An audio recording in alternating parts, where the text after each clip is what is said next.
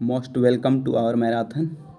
जैसा कि आपको पता होगा कि लास्ट पार्ट अपना ये फ्लूइड का बच चुका था 2-3 यूनिट, जिसको हम अभी कंप्लीट करेंगे और आज के बाद सिर्फ और सिर्फ अपना क्वेश्चन प्रॉब्लम चलेगा। ओके, सो बिना टाइम वेस्ट किए हुए आइए पाइप फ्लो को स्टार्ट करते हैं और एफएम का जनाजा उठाते हैं। सो देखिए इसमें क्या क्या पढ़ना है। हम पहले इसको देख लेते हैं सिलेबस। सबसे पहले इसका इंट्रोडक्शन देखेंगे, उसके बाद हाइड्रोलिक मीन डेप्थ के बारे में जानेंगे, फिर हाइड्रोलिक मीन डायमीटर के बारे में जानेंगे जो एक दूसरे से रिलेटेड है, हाइड्रोलिक मीन डेप्थ और हाइड्रोलिक मीन डायमीटर, ठीक है ना। उसके बाद लॉसेस इन पाइप, जो लॉसेस इन पाइप जो है सब बहुत ही इंपॉर्टेंट है, इसको बहुत अच्छे से स्टडी करना है।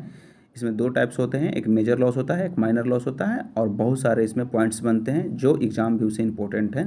ओके, तो पाइप फ्लो में आपको जो इम्पोर्टेंट पॉइंट है वो हो गया आपको लॉस इन पाइप, बहुत ज़्यादा इंपॉर्टेंट है। ओके ना।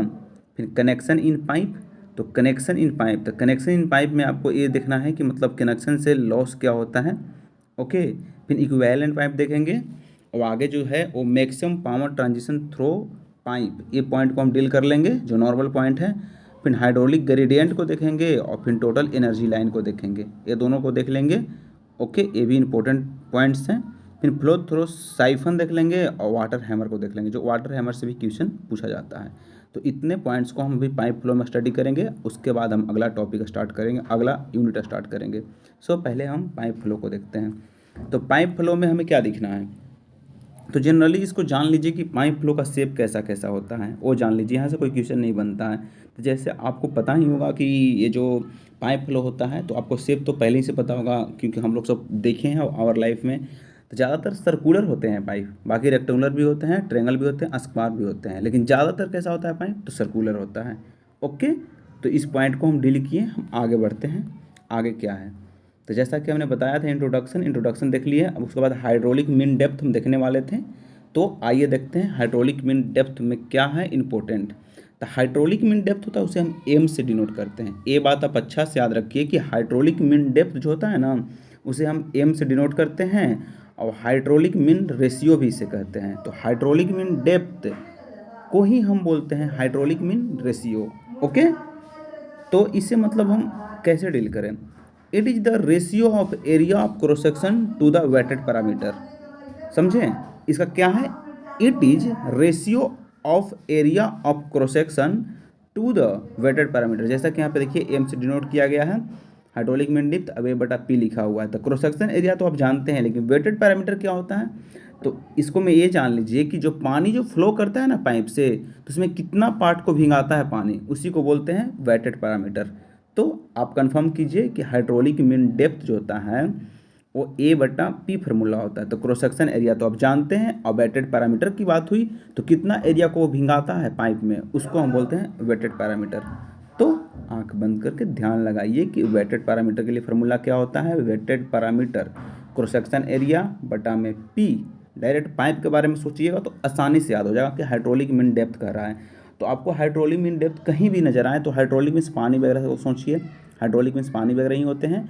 तो हाइड्रोलिक मीन डेप्थ में पानी वगैरह के बारे में सोचिए और फिर याद कीजिए कि हम क्या पढ़े थे। तो हम पढ़े थे यही कि ए बटा पी, ए होता था एरिया और वेटेड पैरामीटर।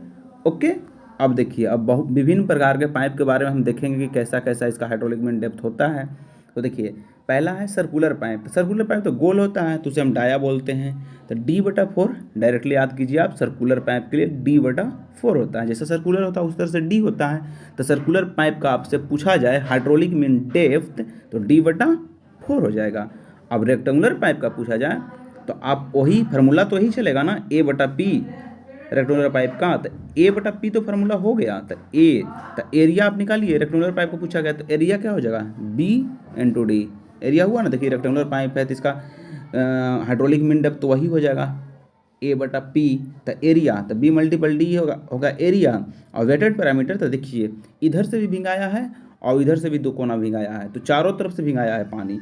तो वेटेड पैरामीटर तो बी प्लस डी, मैंने इस एरिया को जोड़ लिए और दो से गुना कर दिए, तो इधर से इधर भी निकल गया। तो चारों तरफ से निकालने के लिए हमको B plus D into two करना पड़ेगा, तब हमको वेटेड पैरामीटर निकलेगा रेक्टेंगुलर पाइप का। तो रेक्टेंगुलर पाइप का हाइड्रोलिक मीन डेप्थ कितना होता है, तो ध्यान लगाइए पहले ए बटा पी होगा एरिया क्या होगा रेक्टेंगुलर के लिए, बी इंटू डी हो जाएगा, अब बटा में बी प्लस डी इंटू में 2 होगा, क्योंकि दोनों तरह से भिंगा रहा है, पूरा वेट कर रहा है, तो उस तरह से आपको समझ के याद करना है, रटना नहीं है। बी प्लस डी हो जाएगा ना एरिया, उसके बाद weighted parameter 2 into B plus D होगा, क्यों, क्योंकि चारों तरफ से भिंगा रहा है। ओके, रेक्टेंगुलर पाइप का हो गया। हाइड्रोलिक मीन डेप्थ पढ़ लिए आप। हाइड्रोलिक मीन डायमीटर क्या होता है, तो डायमीटर को ही बोलते हैं कैरेक्टरिस्टिक लेंथ। तो कैरेक्टरिस्टिक लेंथ आप समझ लीजिए कि कैरेक्टरिस्टिक लेंथ पूछा जाए या तो हाइड्रोलिक मीन डायमीटर पूछा जाए, तो आपको वही जवाब देना होगा। तो दोनों इसी का नाम है क्या, हाइड्रोलिक मीन डायमीटर, डेप्थ नहीं, इसको डायमीटर बोलते हैं, जिसको हम डीएच से डिनोट करते हैं। तो हाइड्रोलिक मीन डायमीटर और कैरेक्टरिस्टिक लेंथ दोनों एक ही हैं। क्या क्या, हाइड्रोलिक मीन डेप्थ और कैरेक्टरिस्टिक लेंथ।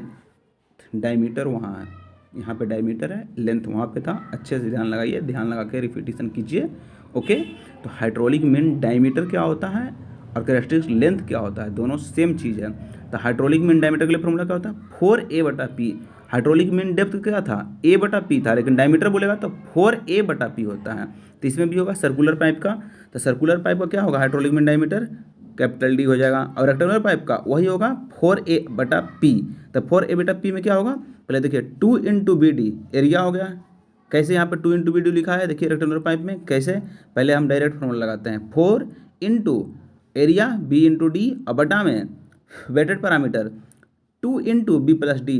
तो 4 को 2 से काटा तो 2 दूनी के 4, तो वहाँ पे 2 बच गया, तो 2bd बटा में बी प्लस डी, क्योंकि इसका 2 कट गया, 2 इंटू बी डी था ना, उसका 2 कट गया, ऊपर में 4 था तो उसमें 2 बचा, तो 2bd बटा में बी प्लस डी, ए फार्मूला बच गया। ओके, तो आप समझ चुके होंगे। हम रिपीटेशन करते हैं, यहाँ पे हम क्या स्टडी किए, पहले हम स्टडी किए हाइड्रोलिक मीन डेप्थ को। तो हाइड्रोलिक मीन डेप्थ जानते होंगे कि a/p फार्मूला हुआ, फिर सर्कुलर पाइप का पूछा गया तो d/4 हो गया। अब रेक्टेंगुलर पाइप का पूछा गया तो वही रेक्टेंगुलर पाइप का फार्मूला वही लगाएं, a/p लगाएं, उसको मैं b इंटू डी कर दिए और 2 इंटू बी प्लस डी कर दिए। क्यों ऐसे फार्मूला किए कि वेटेड पैरामीटर को समझकर। ओके, आगे बढ़ते हैं, फिर क्या पढ़े हम, हाइड्रोलिक मीन डायमीटर पढ़े।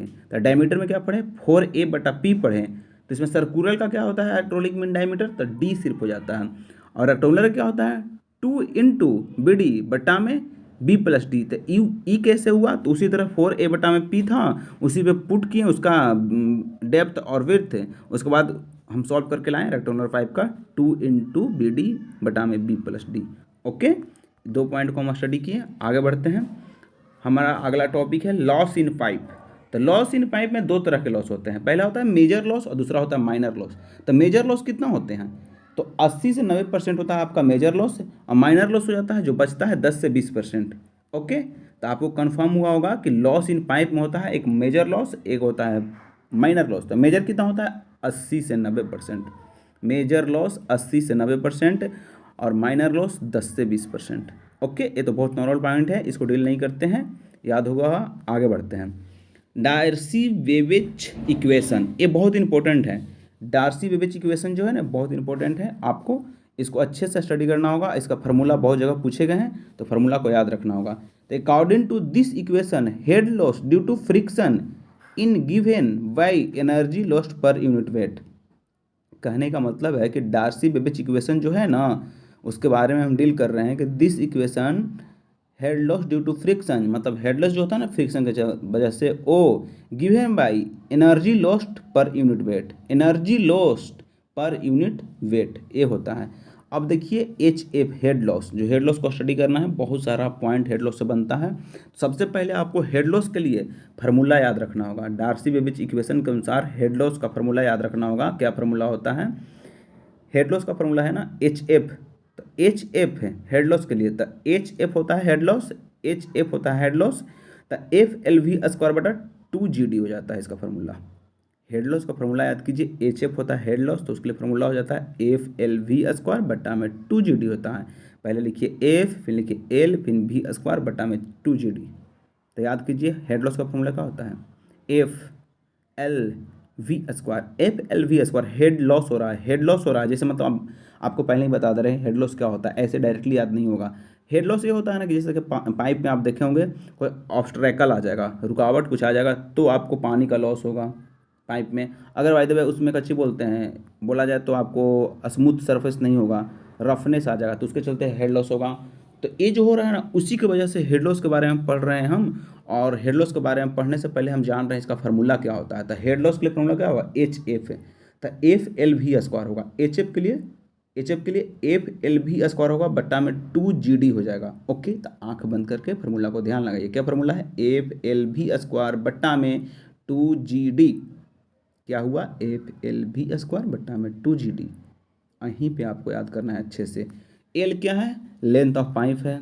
वी क्या है, वेलोसिटी ऑफ पाइप है। डी क्या है, हाइड्रोलिक मीन डायमीटर है। एफ क्या है, फ्रिक्शन फैक्टर है। तो देखिए कैसे याद करेंगे, अब फार्मूला को समझा रहे हैं।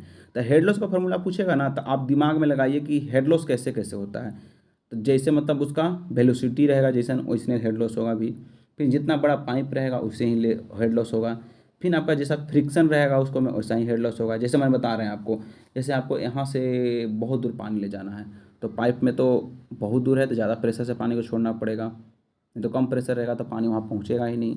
फिर उसका रफनेस कम रखना पड़ेगा। तो यही सब के लिए हम फार्मूला बताए हैं। तो फार्मूला बताए हैं तो फार्मूला को याद कैसे करना है, तो पहले यही सोचना है कि हेड लॉस क्यों होगा वो सबसे। तो फ्रिक्शन से फार्मूला मतलब हेड लॉस बोल रहा है तो फ्रिक्शन की वजह से होगा, तो ए पे याद रखिए।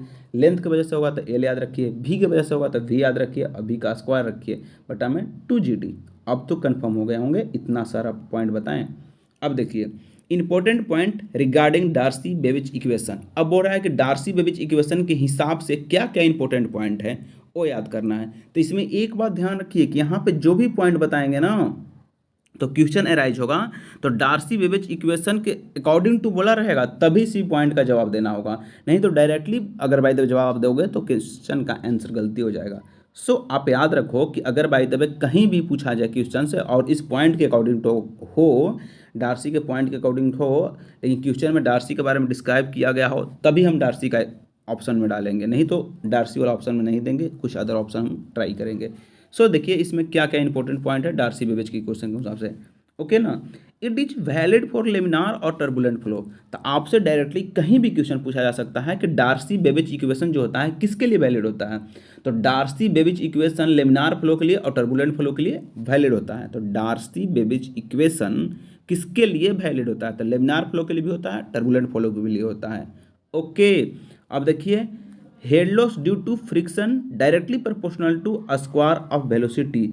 अब कह रहा है यहाँ पे कि आपका जो head loss due to friction होगा ना, डार्सी बेविच में बता रहा है कि हेड लॉस जो होगा ना फ्रिक्शन की वजह से, जैसे पाइप में बोलेंगे फ्रिक्शन से आपका हेड लॉस होता है, तो head loss due to friction is directly proportional to the square of velocity.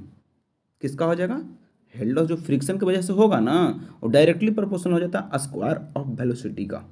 Confirm. Okay, यहाँ पे 2 पॉइंट डील किए। पहला पॉइंट कि डार्सी बेविच इक्वेशन जो होता है ना लेमिनार और टर्बुलेंट फ्लो के लिए होता है। दूसरा बात ये डील किए कि हेड लॉस जो होता है ना डायरेक्टली प्रोपोर्शनल टू होता है स्क्वायर ऑफ वेलोसिटी का। ओके, आगे बढ़ते हैं, क्या पॉइंट है, the head loss due to friction inversely proportional to D के पावर 5 हो जाता है, कैपिटल डी के पावर 5 होता है। तो ये बात याद कीजिए। पहला पॉइंट क्या याद किए आप कि हेड लॉस जो होता है ना फ्रिक्शन की वजह से होता है और वेलोसिटी के डायरेक्टली प्रोपोर्शनल होता है, वेलोसिटी के स्क्वायर के डायरेक्टली प्रोपोर्शनल होता है। लेकिन वही पूछ रहा है कि head loss due to friction inversely proportional, तो इनवर्सली किसका होगा, तो डी के पावर 5 का हो जाएगा। ये कंफर्म कीजिए, ये डार्सी के अकॉर्डिंग हो रहा है, डार्सी बेविच के अनुसार हो रहा है कि अगर वेलोसिटी के पूछा जाए तो स्क्वायर का हो जाएगा डायरेक्टली प्रोपोर्शनल, लेकिन डायमीटर को पूछा जाए तो इनवर्सली प्रोपोर्शनल हो जाएगा डी के पावर 5 का। ओके, अब देखिए यहाँ पे 2 पॉइंट है, ये दोनों पॉइंट पूछा गया है। तो head loss due to head loss जो होता है ना इनवर्सली प्रोपोर्शनल होगा डी के पावर 5 का। क्यों, डार्सी के इक्वेशन के तहत। याद कीजिए कि हेड लॉस जो है ना इनवर्सली प्रोपोर्शनल है डी के पावर 5 का डार्सी इक्वेशन के तहत। तो आपको ये बात याद रखना होगा कि डार्सी के अकॉर्डिंग जो हेड लॉस होता है डी के पावर 5 होता है, आई मीन डायमीटर के इनवर्सली प्रोपोर्शनल होता है, डायमीटर के 5 की इनवर्सली प्रोपोर्शनल होता है। किसके तहत, डार्सी के तहत। Laminar flow through circular pipe, अगर लेमिनार फ्लो हो रहा है सर्कुलर पाइप, तो अगर लेमिनार फ्लो हो रहा है सर्कुलर पाइप तो उसमें हेड लॉस कैसा होगा, तो डायमीटर का लिए, तो डायमीटर के लिए वो भी इन्वर्सली प्रोपोर्शनल होगा, लेकिन लेमिनार रहेगा तो डी के पावर 4 का इन्वर्सली प्रोपोर्शनल हो जाएगा। तो आपको हेड लॉस दो तरह से बताया जा रहा है, पहले डायमीटर को लेकर और वेलोसिटी को लेकर। तो वेलोसिटी के लिए तो डायरेक्टली प्रोपोर्शनल हो रहा है स्क्वायर का, लेकिन जहाँ भी डायमीटर की बात कर रहा है वहाँ पे इन्वर्सली प्रोपोर्शनल हो रहा है, चाहे तो लेमिनार के लिए हो चाहे तो डार्सी के लिए हो। बस अंतर यह है कि डार्सी में d⁵ हो रहा है, क्योंकि डार्सी d से होता है उसी तरह से 5 भी होता है। तो डार्सी का पूछेगा तो पावर में 5 रखेंगे, लेमिनार कहेगा तो d⁴ रखेंगे, दोनों इन्वर्सली प्रोपोर्शनल है। ओके, तो पहला पॉइंट क्या बताएं हम कि आपका ये जो डार्सी के अनुसार आपको हेड लॉस जो होता है ना वो d⁵ डायमीटर को लिख लीजिए तो d⁵ होता है, लेकिन लेमिनार कहेगा तो उसमें head loss inversely proportional to d⁴ हो जाता है। ओके, अब आगे देखिए क्या पॉइंट है। अब ये इंपॉर्टेंट पॉइंट है, यहाँ पे 2 पॉइंट होगा जो बहुत क्रिटिकल पॉइंट है और दोनों पॉइंट से क्वेश्चन पूछा जाता है। The friction factor is the function of the Reynold number only in case of laminar flow. कह रहा है कि friction factor is the function of Reynold number in case of laminar flow. आपको समझ में आया पॉइंट? देखिए समझाते हैं। कह रहा है फ्रिक्शन फैक्टर जो होता है ना, जैसे फ्रिक्शन फैक्टर होता है पाइप में जो फ्रिक्शन होता है, और फ्रिक्शन फैक्टर जो होता है ना किसका फंक्शन होता है? तो फ्रिक्शन फैक्टर जो होता है फंक्शन होता है रेनॉल्ड नंबर का। जो पाइप में जो फ्रिक्शन होता है वो किसका फंक्शन होता है? तो रेनॉल्ड नंबर का। तो काहे इसे बोल दिया कि रेनॉल्ड नंबर का फंक्शन होता है? तो क्योंकि रेनॉल्ड नंबर का फॉर्मूला होता है इनर्शिया फोर्स बटा विस्कस फोर्स, इसलिए विस्कोसिटी को लेकर बताया कि ये जो फंक्शन जो होता है ना फ्रिक्शन फैक्टर, जो विस्कोसिटी से रिलेट करके सोच के बताया गया है कि अगर बाई द वे ये जो फ्रिक्शन फैक्टर होता है पाइप में और किसका फंक्शन होता है? तो फ्रिक्शन फैक्टर आपका रेनॉल्ड नंबर का फंक्शन होता है। ओके, वो भी लेमिनार फ्लो होना चाहिए। तो आपको ये तीनों कंडीशन याद रखना चाहिए। क्या कि फ्रिक्शन फैक्टर जो है फंक्शन किसका है? रेनॉल्ड नंबर का। ये पहला देख लिए। दूसरा ये देख लिए कि किसके लिए? तो लेमिनार फ्लो रहेगा। तो फ्रिक्शन फैक्टर क्यों लिए? क्योंकि इनर्शिया फोर्स बटा इसका विस्कस फोर्स फार्मूला होता है। तो आपको कंफर्म हो गया होगा कि फ्रिक्शन फैक्टर किसका फंक्शन है? तो रेनॉल्ड नंबर का फंक्शन है। क्यों? क्योंकि लेमिनार फ्लो है तब। ओके, अब देखिए यहाँ पे फ्रिक्शन फैक्टर को देख लिए। तो देखिए यहाँ पे 2 फार्मूला होता है लेमिनार फ्लो के लिए। अगर लेमिनार फ्लो रहेगा तो इसमें फ्रिक्शन फैक्टर का और फ्रिक्शन कोफिशिएंट का फार्मूला यहाँ पे आता है। देखिए अगर लेमिनार फ्लो होगा तो फ्रिक्शन फैक्टर क्या फार्मूला है और फ्रिक्शन कोफिशिएंट का क्या फार्मूला है? और देखिए जो एफ से लिखा हुआ एफ बराबर 64/RE फ्रिक्शन फैक्टर का फार्मूला है, और फ्रिक्शन कोफिशिएंट का तो 16/RE। ओके, तो फ्रिक्शन फैक्टर का फार्मूला याद कीजिए 64/RE और फ्रिक्शन कोफिशिएंट का तो 16/RE। ओके, तो दोनों फार्मूला कंफर्म कीजिए आप। कहाँ लेमिनार फ्लो रहेगा तो फ्रिक्शन फैक्टर का क्या फार्मूला होगा, फ्रिक्शन कोफिशिएंट का क्या फार्मूला होगा? तो फ्रिक्शन फैक्टर का फार्मूला, फैक्टर थोड़ा बड़ा है, कोफिशिएंट बेचारा छोटा है। कोफिशिएंट ऐसे भी छोटा चीज़ होता है, तो फैक्टर में आपको बड़ा देना है फार्मूला, कोफिशिएंट में छोटा देना है। तो देखिए फ्रिक्शन फैक्टर का फार्मूला क्या होगा लेमिनार कंडीशन में? Friction factor 64/RE। अगर फ्रिक्शन कोफिशिएंट बोलेगा तो 16/RE। ओके, तो फ्रिक्शन फैक्टर को एफ से डिनोट करते हैं, फ्रिक्शन कोफिशिएंट को एफ डैश से। दोनों का फार्मूला कंफर्म हो गया लेमिनार केस में 64/RE और फ्रिक्शन कोफिशिएंट 16/RE।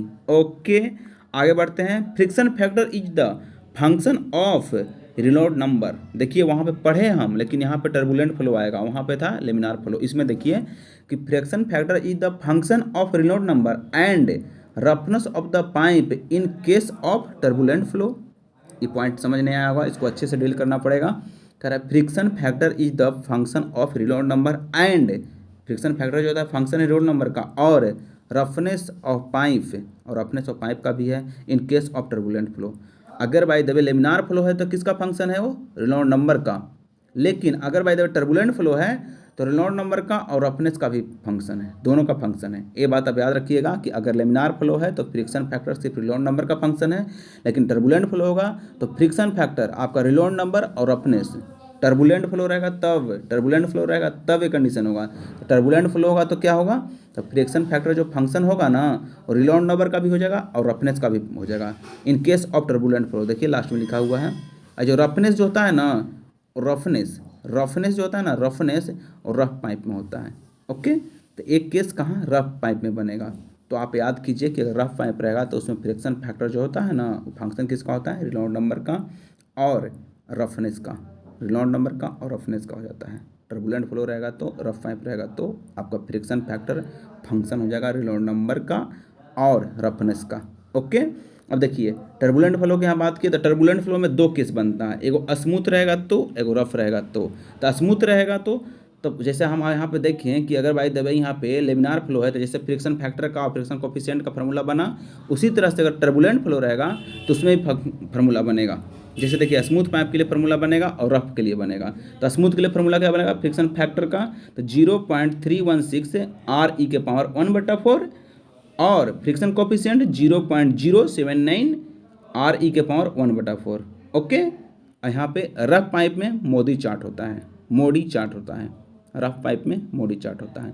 तो टर्बुलेंट फ्लो में दिखाएं आपको कि अब स्मूथ रहेगा तो क्या क्या होगा, तो स्मूथ रहेगा तो याद कीजिए क्या होगा फ्रिक्शन फैक्टर का, तो 0.316 RE⁴ कब फ्रिक्शन फैक्टर का 0.3163 की जगह जस्ट 6 आ रहा है, तो आप friction factor 0.316 RE⁴ friction coefficient 0.079 RE⁴ friction coefficient 0.079 RE⁴ ये होता है फ्रिक्शन कोफिशिएंट का।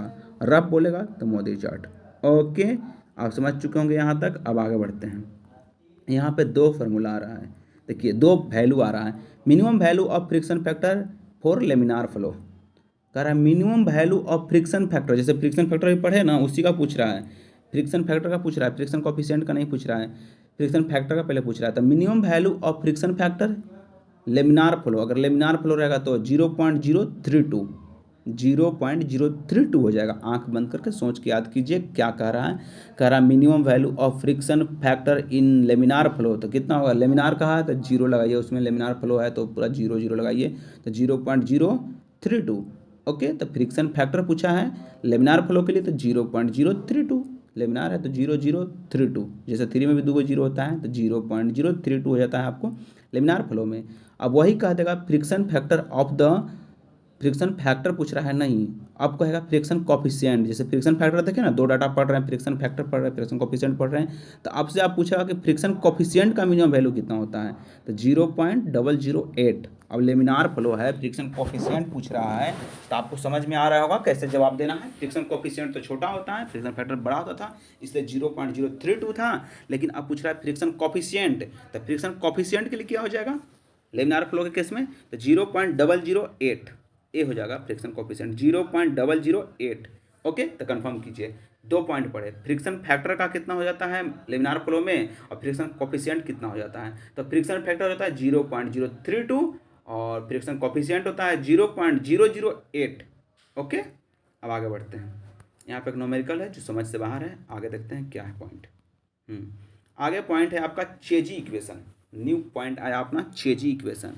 According to this equation average velocity in pipe given by, कह रहा है वेलोसिटी, तो एवरेज वेलोसिटी क्या होता है चेजी इक्वेशन के तहत, तो चेजी इक्वेशन के तहत होता है एवरेज वेलोसिटी के लिए फॉर्मूला C√MI। चेजी इक्वेशन के तहत, चेजी जो इक्वेशन है ना, तो C जो होता है चेजी कांस्टेंट होता है, तो C × होता है चेजी इक्वेशन। ओके, तो according to this equation the average velocity in pipe given by, average velocity pipe given by Chezy के अनुसार, तो V बराबर C√MI, C जो है C√MI हो जाएगा। ओके, C जानते हैं कुछ ही है, चेजी इक्वेशन है, I है स्लोप है, M जो होता है हाइड्रोलिक मीन डेप्थ है। ओके, तो आप याद रखिए कि चेजी के अनुसार वेलोसिटी के लिए फॉर्मूला क्या होता है, वेलोसिटी के लिए फॉर्मूला क्या होता है C, चेजी के लिए C√MI। ओके, आगे बढ़ते हैं यूनिट एंड डायमेंशन। तो चेजी कॉन्स्टेंट जो होता है ना C, उसके लिए कितना वैल्यू होता है, तो 8G/F होता है, Hg/F रूट में होता है। चेजी कांस्टेंट कितना होता है, चेजी कांस्टेंट 8G लिखें और वह GF, तो 8G और बटा में F, GF 8G/F का रूट हो जाता है। ओके चेजी। अब देखिए यूनिट क्या होता है चेजी कांस्टेंट का और डायमेंशन क्या होता है, ये इंपॉर्टेंट पॉइंट है, इसको याद रख लीजिए आप, पूछा जा सकता है। तो यूनिट एंड डायमेंशन, यूनिट होता है मीटर पर सेकेंड स्क्वायर का रूट अंदर। आपका चेजी जो कांस्टेंट है ना उसका क्या होता है यूनिट इन मीटर पर सेकंड स्क्वायर। चेजी के लिए, चेजी C से चेजी हो रहा है ना, तो उसलिए M लिखिए ऊपर, C से चेजी हो रहा है तो उसी तरह से M होता है, डबल C हो गया उसमें M में, तो M माने मीटर पर सेकेंड स्क्वायर का रूट अंदर होता है चेजी का, मीटर पर सेकेंड स्क्वायर का रूट अंदर, मीटर पर सेकेंड स्क्वायर का रूट अंदर होता है किसका, चेजी के लिए, मीटर पर सेकेंड स्क्वायर का रूट अंदर क्या है यूनिट, याद कीजिए मीटर पर सेकेंड, मीटर पर सेकेंड का स्क्वायर है, मीटर का नहीं, मीटर पर सेकेंड स्क्वायर रूट में। ओके, डायमेंशंस इसमें देखिए m पहले तो 0 हो जाएगा। अब l जो है ना, l के पावर 1/2 हुआ, क्योंकि उसमें रूट है, तो l के पावर 1/2 और t के पावर -1, क्योंकि सेकेंड स्क्वायर है तो कटेगा, और t के पावर सेकेंड ऊपर जाएगा तो t के पावर -1 हो जाएगा। तो डायमेंशन m के पावर 0, l के पावर 1/2, कटेगा नहीं उठेगा नहीं, तो l के पावर 1/2 और t के पावर -1। ओके, ये डायमेंशंस हो गया, ये दोनों याद रखना पड़ेगा आपको। तो क्या हम चेजी में इंपॉर्टेंट पढ़े पॉइंट, वो देखिए चेजी में हम पढ़े कि इसका वेलोसिटी को लेकर एक फार्मूला होता है c रूट में एम आई। चेजी में वेलोसिटी को लेकर c रूट में एम आई। ओके, इसका दोनों फिर देखें हम कि चेजी कांस्टेंट का वैल्यू कितना होता है, तो 8g लिखिए पहले, और जी एफ, 8g चेजी है तो जी एफ है, तो 8g एफ है, 8g बटा में एफ रूट में होता है। ओके, यूनिट क्या होता है, तो मीटर पर सेकेंड स्क्वायर का रूट होता है आपका यूनिट, और डायमेंशंस एम एल के पावर 1/2 और टी के पावर -1, ये होता है डायमेंशंस। ओके, तो डायमेंशन समझ गए होंगे और यूनिट भी समझ गए। यूनिट क्या बोले, आंख बंद कीजिए, मीटर पर सेकेंड स्क्वायर का रूट हो जाता है आपका क्या, रूट क्या हो जाता है, ये रूट हो जाता है आपका यूनिट, और डायमेंशन एम के पावर 0, एल के पावर 1/2 और टी के पावर -1। ओके, अब देखिए आया हेड लॉस, चेजी खत्म हो गया, अब आया head loss. Head loss due to sudden elongate या तो एक्सपेंशन ऑफ पाइप। अगर बाई द वे आपका पाइप है और कुछ दूर तक पतला है, उसको एक मोटा हो जाता है, तो वही कह रहा है कि head loss due to sudden expansion. अगर बाई द वे पतला पाइप है सीधे बढ़ जाए तो उसके चलते हेड लॉस कितना होता है, सडन एक्सपेंशन से क्या हेड लॉस होता है, तो v माइनस v2। अब देखिए v है और v2 बड़ा है, 1 छोटा है 2 बड़ा है, तो 1 हुआ और 2 हो गया, मतलब सडन इलोंगेट हुआ, तो v1 माइनस v2 के होल स्क्वायर बटा में 2g। ऐसे सोच के याद रखेंगे, कैसे याद होगा आपको, जैसे वेलोसिटी होता है ना पाइप वगैरह में, तो वेलोसिटी सडन इलोंगेट कर रहा है, तो वेलोसिटी होता है तो 1 जगह पतला रखिए और 2 जगह बड़ा रखिए, सडन इलोंगेट हुआ ना, तो v1 माइनस v2 कीजिए, माइनस में जाएगा, कहा कि v एक लाइन की तरह होता है, तो v1 माइनस में v2 के होल स्क्वायर बटा में 2g हो जाता है आपका हेड लॉस।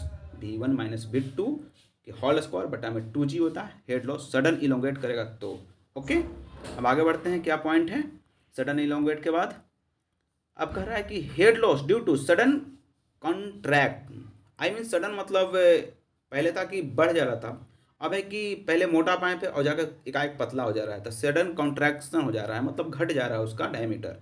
तो उसके कंडीशन में क्या फार्मूला होगा, तो उस कंडीशन में होगा जैसे v2 के होल स्क्वायर बटा में 2g इंटू 1/cc माइनस 1 के होल स्क्वायर। ये फार्मूला होता है हेड लॉस का। क्या होता है हेड लॉस का, अगर सडन बाइट में कॉन्ट्रैक्ट करेगा तो v2 के होल स्क्वायर बट्टा में 2g, उसमें जैसे v2 था ना तो उसी को पकड़िए, और v2 के होल स्क्वायर बट्टा में 2g इंटू में 1/cc माइनस में 1 के होल स्क्वायर। v2 के होल स्क्वायर बट्टा में 2g होगा, इंटू में 1/cc इंटू में v2 के होल स्क्वायर बटा में 2g इंटू में 1/cc माइनस 1 के होल स्क्वायर। ये फार्मूला होता है, आंख बंद करके ध्यान रखिए, सडन कॉन्ट्रैक्ट करेगा तो क्या होगा, v2 के होल स्क्वायर बटा में 2g इंटू में 1/cc माइनस में 1 के होल स्क्वायर हो जाता है। ओके, ये फार्मूला होगा। अगर बाई द वे 1/cc जो है कोफिशिएंट ऑफ कॉन्ट्रैक्शन नहीं दिया हुआ रहेगा तो उसमें क्या होगा, हेड लॉस के लिए फार्मूला नहीं दिया हुआ रहेगा कोफिशिएंट ऑफ कॉन्ट्रैक्शन, तब तो 0.5 v2 के स्क्वायर बटा 2g, v2 के होल स्क्वायर बटा 2g 0.55 v2 के होल स्क्वायर बटा 2g। अगर by the way coefficient of contraction नहीं दिया हुआ है तो 0.5 v2 के होल स्क्वायर बटा में 2g हो जाएगा। ओके, अब आगे आता है, ये भी इंपॉर्टेंट पॉइंट है, ये भी पूछा गया है, head loss due to bending of pipe. अगर पाइप आपका बेंड हो जाता है तो उसके वजह से कितना हेड लॉस होगा। देखिए हम बताए थे कि हेड लॉस जो है आपको बहुत इंपॉर्टेंट पॉइंट, इससे बहुत सारा पॉइंट बनता है, तो वही सब पॉइंट है। अगर बाय द वे पहले इलोंगेट किया तो अपन कॉन्ट्रैक्ट किया, तो अब कह रहा है कि हेड लॉस क्यों होगा, जब बेंड कर जाएगा आपका पाइप तो क्या हेड लॉस होगा, तो केवी स्क्वायर बटा में 2g।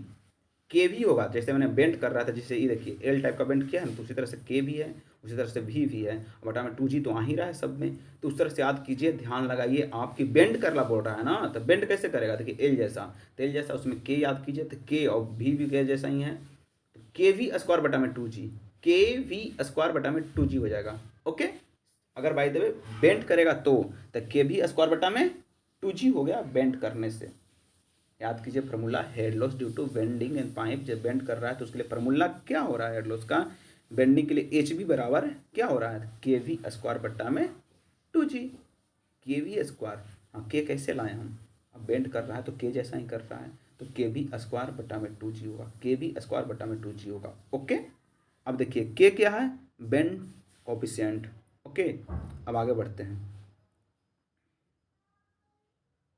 कह रहा है इसमें कि अगर बाई द वे आपका रेडियस जो है ना, रेडियस अगर बढ़ेगा तो ये जो हेड लॉस है ना, हेड लॉस कॉफिशिएंट घटेगा और हेड लॉस भी घटेगा अगर रेडियस बढ़ेगा। तो रेडियस बढ़ने से क्या होगा, हेड लॉस कॉफिशिएंट और हेड लॉस घट जाते हैं। ओके, ये ध्यान रखिएगा। अब आगे बढ़ते हैं, क्या पॉइंट है। हाँ, यहाँ पे कह रहा है ना head loss at the inlet of pipe, और फिर है head loss eight outlet of pipe. ये भी पॉइंट पूछा गया है और कैसे क्वेश्चन पूछा गया है वो बता रहे हैं हम। Head loss at the inlet of pipe, अगर इनलेट ऑफ पाइप बोलेगा तो क्या होगा, तो 0.5 भी स्क्वायर बटा 2g हो जाता है इनलेट ऑफ पाइप में। तो 0.5 है ना उसको हम 1/2 भी कह सकते हैं। इसी से पॉइंट से क्वेश्चन बना था कि 0.5 है ना उसको 1/2 भी कह सकते हैं। तो आप याद कीजिए फॉर्मूला कि head loss at the inlet of pipe, अगर हेड लॉस कह रहा है इनलेट ऑफ पाइप तो 0.5 भी स्क्वायर बटा 2g, 0.5 भी स्क्वायर बटा 2g। Okay, head loss in the exit of pipe तो v स्क्वायर बटा 2g। ये दो फार्मूला होता है head loss due to inlet और पाइप तो 0.5, बस इनलेट में याद रखें v square 2g, v square 2g दोनों में है, इनलेट पे भी आउटलेट भी।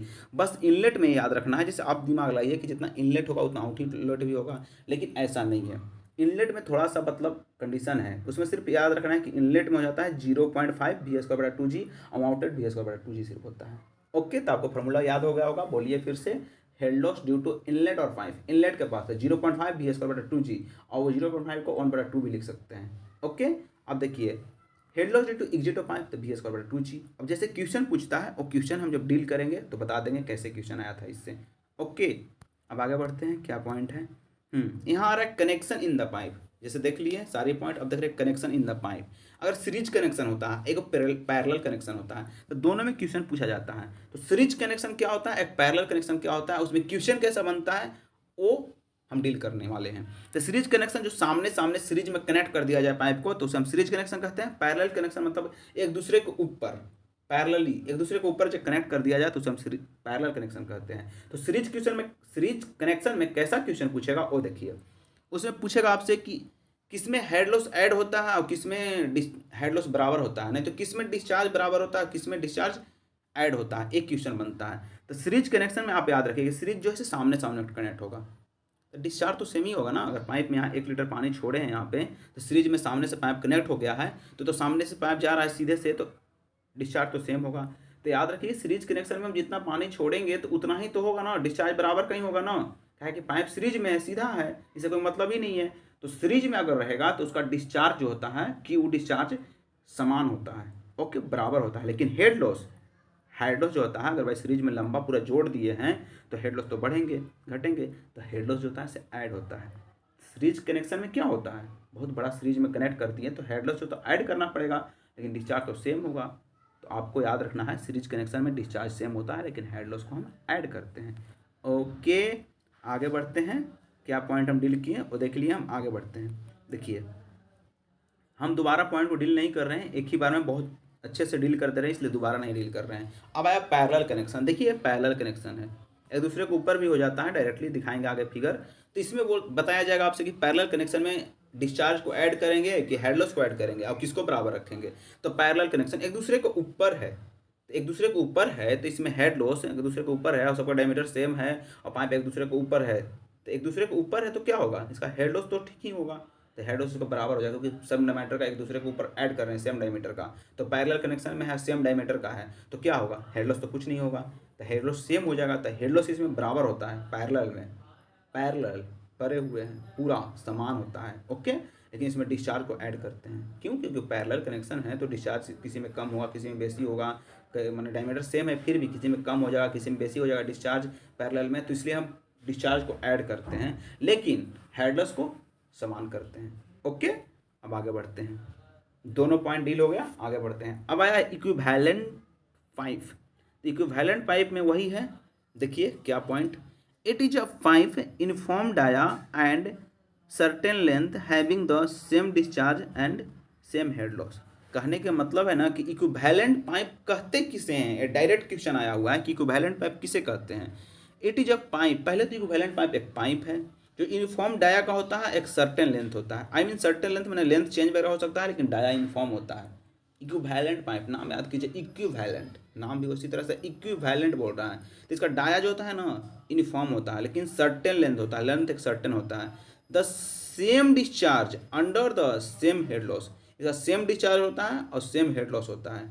ओके, तो आपको ये बात याद रखना है कि इक्विवेलेंट पाइप में होता है ना कि डाया यूनिफॉर्म होता है उसका, और एक सर्टेन लेंथ होता है, तो उसमें सेम डिस्चार्ज होता है और सेम हेड लॉस होता है। आई मीन कहने का मतलब जितना डिस्चार्ज होगा पानी का ना उतना ही हेड लॉस होता है इक्विवेलेंट पाइप में। यही दोनों पॉइंट याद करने वाला है कि इक्विवेलेंट पाइप में सेम डिस्चार्ज होता है और सेम ही हेड लॉस होता है। क्या, आंख बंद करके ध्यान लगाइए, अच्छे से सोचिए, उसमें डिस्चार्ज भी सेम हो रहा है और हेड लॉस भी सेम हो रहा है। किसमें? इक्विवेलेंट पाइप में। ओके, अब आते हैं सीरीज कनेक्शन। सीरीज कनेक्शन देख लिए अभी जस्ट हम। ओके, आगे बढ़ते हैं। आया पैरेलल कनेक्शन, इसको भी हम देख लिए हम। अब आगे बढ़ते हैं। देखिए पैरेलल कनेक्शन में डी, जैसे मतलब कई छोटे छोटे पाइप को ऐड करेंगे, एक बड़ा पाइप बना देंगे, तो उसी में पैरेलल कनेक्शन बनेगा। तो पैरेलल कनेक्शन में जो बड़ा पाइप बनाएंगे ना, उसको डी के लिए फिर क्या होता है वैल्यू, डी के लिए जैसे नंबर ऑफ पाइप ऐड करेगा बड़ा डी बनाएंगे, था एन इंटू डी, मैंने N number of pipe into small D multiple में, और डी का पावर 2.5। तो ये आपको याद रखना होगा कि बड़ा जो होगा ना डायमीटर का जो पाइप, तो डी बराबर क्या होता है, नंबर ऑफ पाइप जो ऐड किए सो एन, और फिर स्मॉल डी, तो एन इंटू डी, तो एन का पावर 2/5 हो जाता है। ओके, बड़ा डायमीटर में क्या होता है एन इंटू डी, एन का पावर 2/5 हो जाता है। ओके, अभी जो डी है ना तो 1.55 डी हो जाता है। एक और वैल्यू आता है डी का, तो 1.55 डी हो जाता है। डी का वैल्यू 2 होता है, तो 1.55 स्मॉल डी हो जाएगा। कहीं 1.55 कैपिटल डी बराबर पूछ रहा है ना, तो ये तो 55 भी कैपिटल डी की तरह लगता है, तो 1.55 स्मॉल डी हो जाता है डी का वैल्यू, और डायरेक्ट हो जाता है एन इंटू डी। अब एन के पावर कितना होता है, तो 2.5। ये दोनों पॉइंट आपको याद रखना पड़ेगा, दोनों पॉइंट पूछा गया है। कौन कौन याद कीजिए, अगर by the way parallel connection में पाइप होगा तो डी जो होगा ना, डी जो बड़ा पाइप होगा, डाया जो होगा, एन के पावर 2/5, एन के पावर 2/5 इंटू में डी हो जाता है, और डी जो होता है कैपिटल डी, तो 1.55 स्मॉल डी हो जाता है। ओके, कैपिटल डी बराबर हो जाता है 1.55 स्मॉल डी। ओके ना, अब आगे बढ़ते हैं। Maximum power transition through pipe. अब ये पॉइंट पूछा जाएगा आपसे कि मैक्सिमम पावर कितना ट्रांसमिशन हो सकता है पाइप के थ्रू, ये बात आपको याद करना पड़ेगा। तो आपको मैक्सिमम कितना हो जाता है वो देख लीजिए आप कितना होता है। तो पहले नंबर पावर ट्रांजिशन थ्रू जो हेड लॉस होता है ना, H/3 होता है। मैक्सिमम जो हेड लॉस होता है पावर ट्रांजिशन से, H/3 होता है।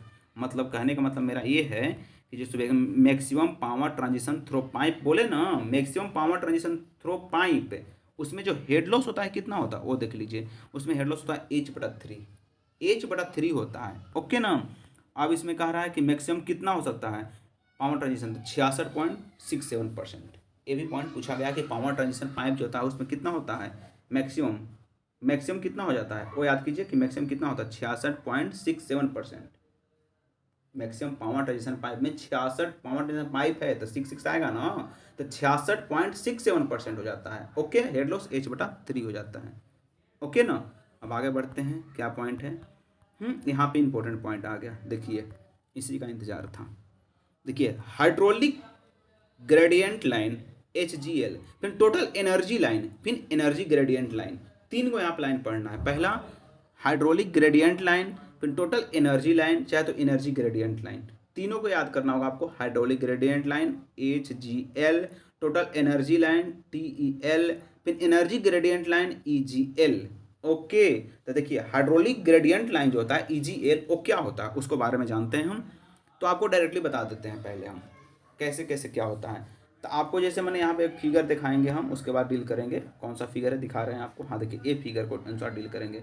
इसमें होता है ना कि हाइड्रोलिक ग्रेडियंट लाइन जो होता है ना, वो देखिए यहाँ पे ये जो फिगर है उसको ऊपर जो होता है, जस्ट फिगर के ऊपर जो होता है वो हाइड्रोलिक ग्रेडियंट लाइन होता है, और सबसे ऊपर जो होता है वो होता है टोटल एनर्जी लाइन या तो एनर्जी ग्रेडियंट लाइन। तो आपको याद रखना होगा कि ये जो मतलब कोई भी फिगर है किसका है, डेटम लाइन, इसको मतलब फिगर जो है पाइप है उसको में कुछ पीजोमीटर जोड़ा हुआ है, उस पाइप का ऊपर जो होगा जस्ट उसको बोलते हैं HGL लाइन, और उससे सबसे ऊपर जो होगा उसको बोलते हैं टोटल एनर्जी लाइन ना तो energy gradient line. Total energy line बोलते हैं ना तो एनर्जी ग्रेडियंट लाइन बोलते हैं। ओके, समझ चुके होंगे आप, इसी को आप डील करते हैं। देखिए अब पढ़ते हैं। It is the line joining the point regarding the values of परपेंडिक piezometer values of piezometer, जो पीजोमीटर था उसके ऊपर है हेड, पीजोमीटर हेड माने पीजोमीटर के हेड के ऊपर वाला प्रेशर हेड और डेटम हेड।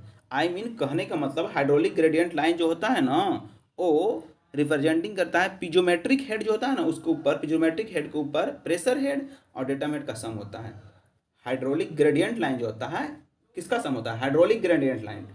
तो प्रेशर हेड का और डेटम हेड का, प्रेशर हेड जो हुआ से, प्रेशर हेड हुआ से और डेटम हेड हुआ से, उसका सम होता है हाइड्रोलिक ग्रेडियंट लाइन। तो आप याद कीजिए कि हाइड्रोलिक ग्रेडियंट लाइन जो होता है ना पिजोमेट्रिक में हेड के जो होता है पिजोमेट्रिक हेड जो होता है उसमें हाइड्रोलिक ग्रेडियंट लाइन को हम पिजोमेट्रिक में डील करते हैं। हाइड्रोलिक ग्रेडियंट लाइन है ना तो हाइड्रोलिक है तो पीने वाला ही तो हाई होता है, तो पिजोमेट्रिक पीने वाला हाई होता है। तो पिजोमेट्रिक का जो होता है, पिजोमेट्रिक का जो होता है ना क्या बोलते हैं? प्रेशर हेड और डेटम हेड का सम होता है। प्रेशर हेड का और डेटम हेड का सम होता है पिजोमेट्रिक में, हाइड्रोलिक ग्रेडियंट लाइन में। ओके, अब आगे बढ़ते हैं।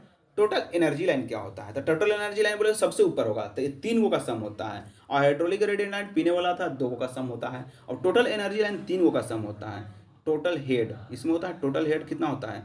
प्रेशर हेड पहले तो बोले थे ही और डेटम हेड भी बोले थे, लेकिन इसमें आ जाता है वो वेलोसिटी हेड भी आ जाता है। तो टोटल एनर्जी हेड सबसे ऊपर होता है, इसमें 3 गो का सम होता है। कौन सा? प्रेशर हेड, डेटम हेड किसका था? हाइड्रोलिक हेड का था। अब इसमें प्रेशर हेड और डेटम हेड तो होगा ही, लेकिन इसमें वेलोसिटी आ जाएगा टोटल में। तो याद कीजिए टोटल में कौन आएगा? प्रेशर हेड, डेटम हेड और वेलोसिटी हेड। प्रेशर हेड फिर डेटम हेड और वेलोसिटी हेड तीनों का सम हो जाता है टोटल एनर्जी लाइन। ओके, अब आगे बढ़ते हैं। Important point regarding to HGL line, total energy line, इसके पॉइंट क्या है इंपॉर्टेंट वो देखते हैं। Total energy line always above the hydraulic gradient line. जो हाइड्रोलिक ग्रेडियंट लाइन जो होता है ना उससे भी ऊपर होता है टोटल एनर्जी लाइन। तो आपसे क्वेश्चन पूछा जा सकता है कि ऊपर कौन होता है? तो टोटल एनर्जी लाइन सबसे ऊपर होता है। ओके, अब आया total energy line. Total energy line always decrease in the direction of flow. आपको ये बात याद रखना होगा कि टोटल एनर्जी लाइन जो होता है डायरेक्शन ऑफ फ्लो में डिक्रीज होता है। जैसे आपको फिगर में एक बताया गया था यूट्यूब क्लास में कि जैसे मतलब ये बोलते हैं कि टोटल एनर्जी लाइन जो होता है ना पिजोमीटर के जो ऊपर होता है धीरे धीरे धीरे धीरे घटते जाता है। तो डायरेक्शन ऑफ फ्लो में आपका डिक्रीज करता है टोटल एनर्जी लाइन। ये बात आपको याद रखना होगा कि total energy line direction of flow में डिक्रीज करता है, लेकिन हाइड्रोलिक ग्रेडियंट लाइन जो होता है वो इंक्रीज भी करता है और डिक्रीज भी करता है। देखिए यहाँ पे लिखा हुआ है कि हाइड्रोलिक ग्रेडियंट लाइन इंक्रीज और decrease in direction of flow. तो आपको टोटल एनर्जी लाइन क्या होगा? डिक्रीज होगा, लेकिन हाइड्रोलिक ग्रेडियंट लाइन चाहे तो इंक्रीज भी हो सकता है डिक्रीज भी हो सकता है। ओके, आगे पॉइंट डील करते हैं। हाँ, एक पॉइंट पूछा गया है, the velocity gap total energy line hydraulic gradient line represent velocity head.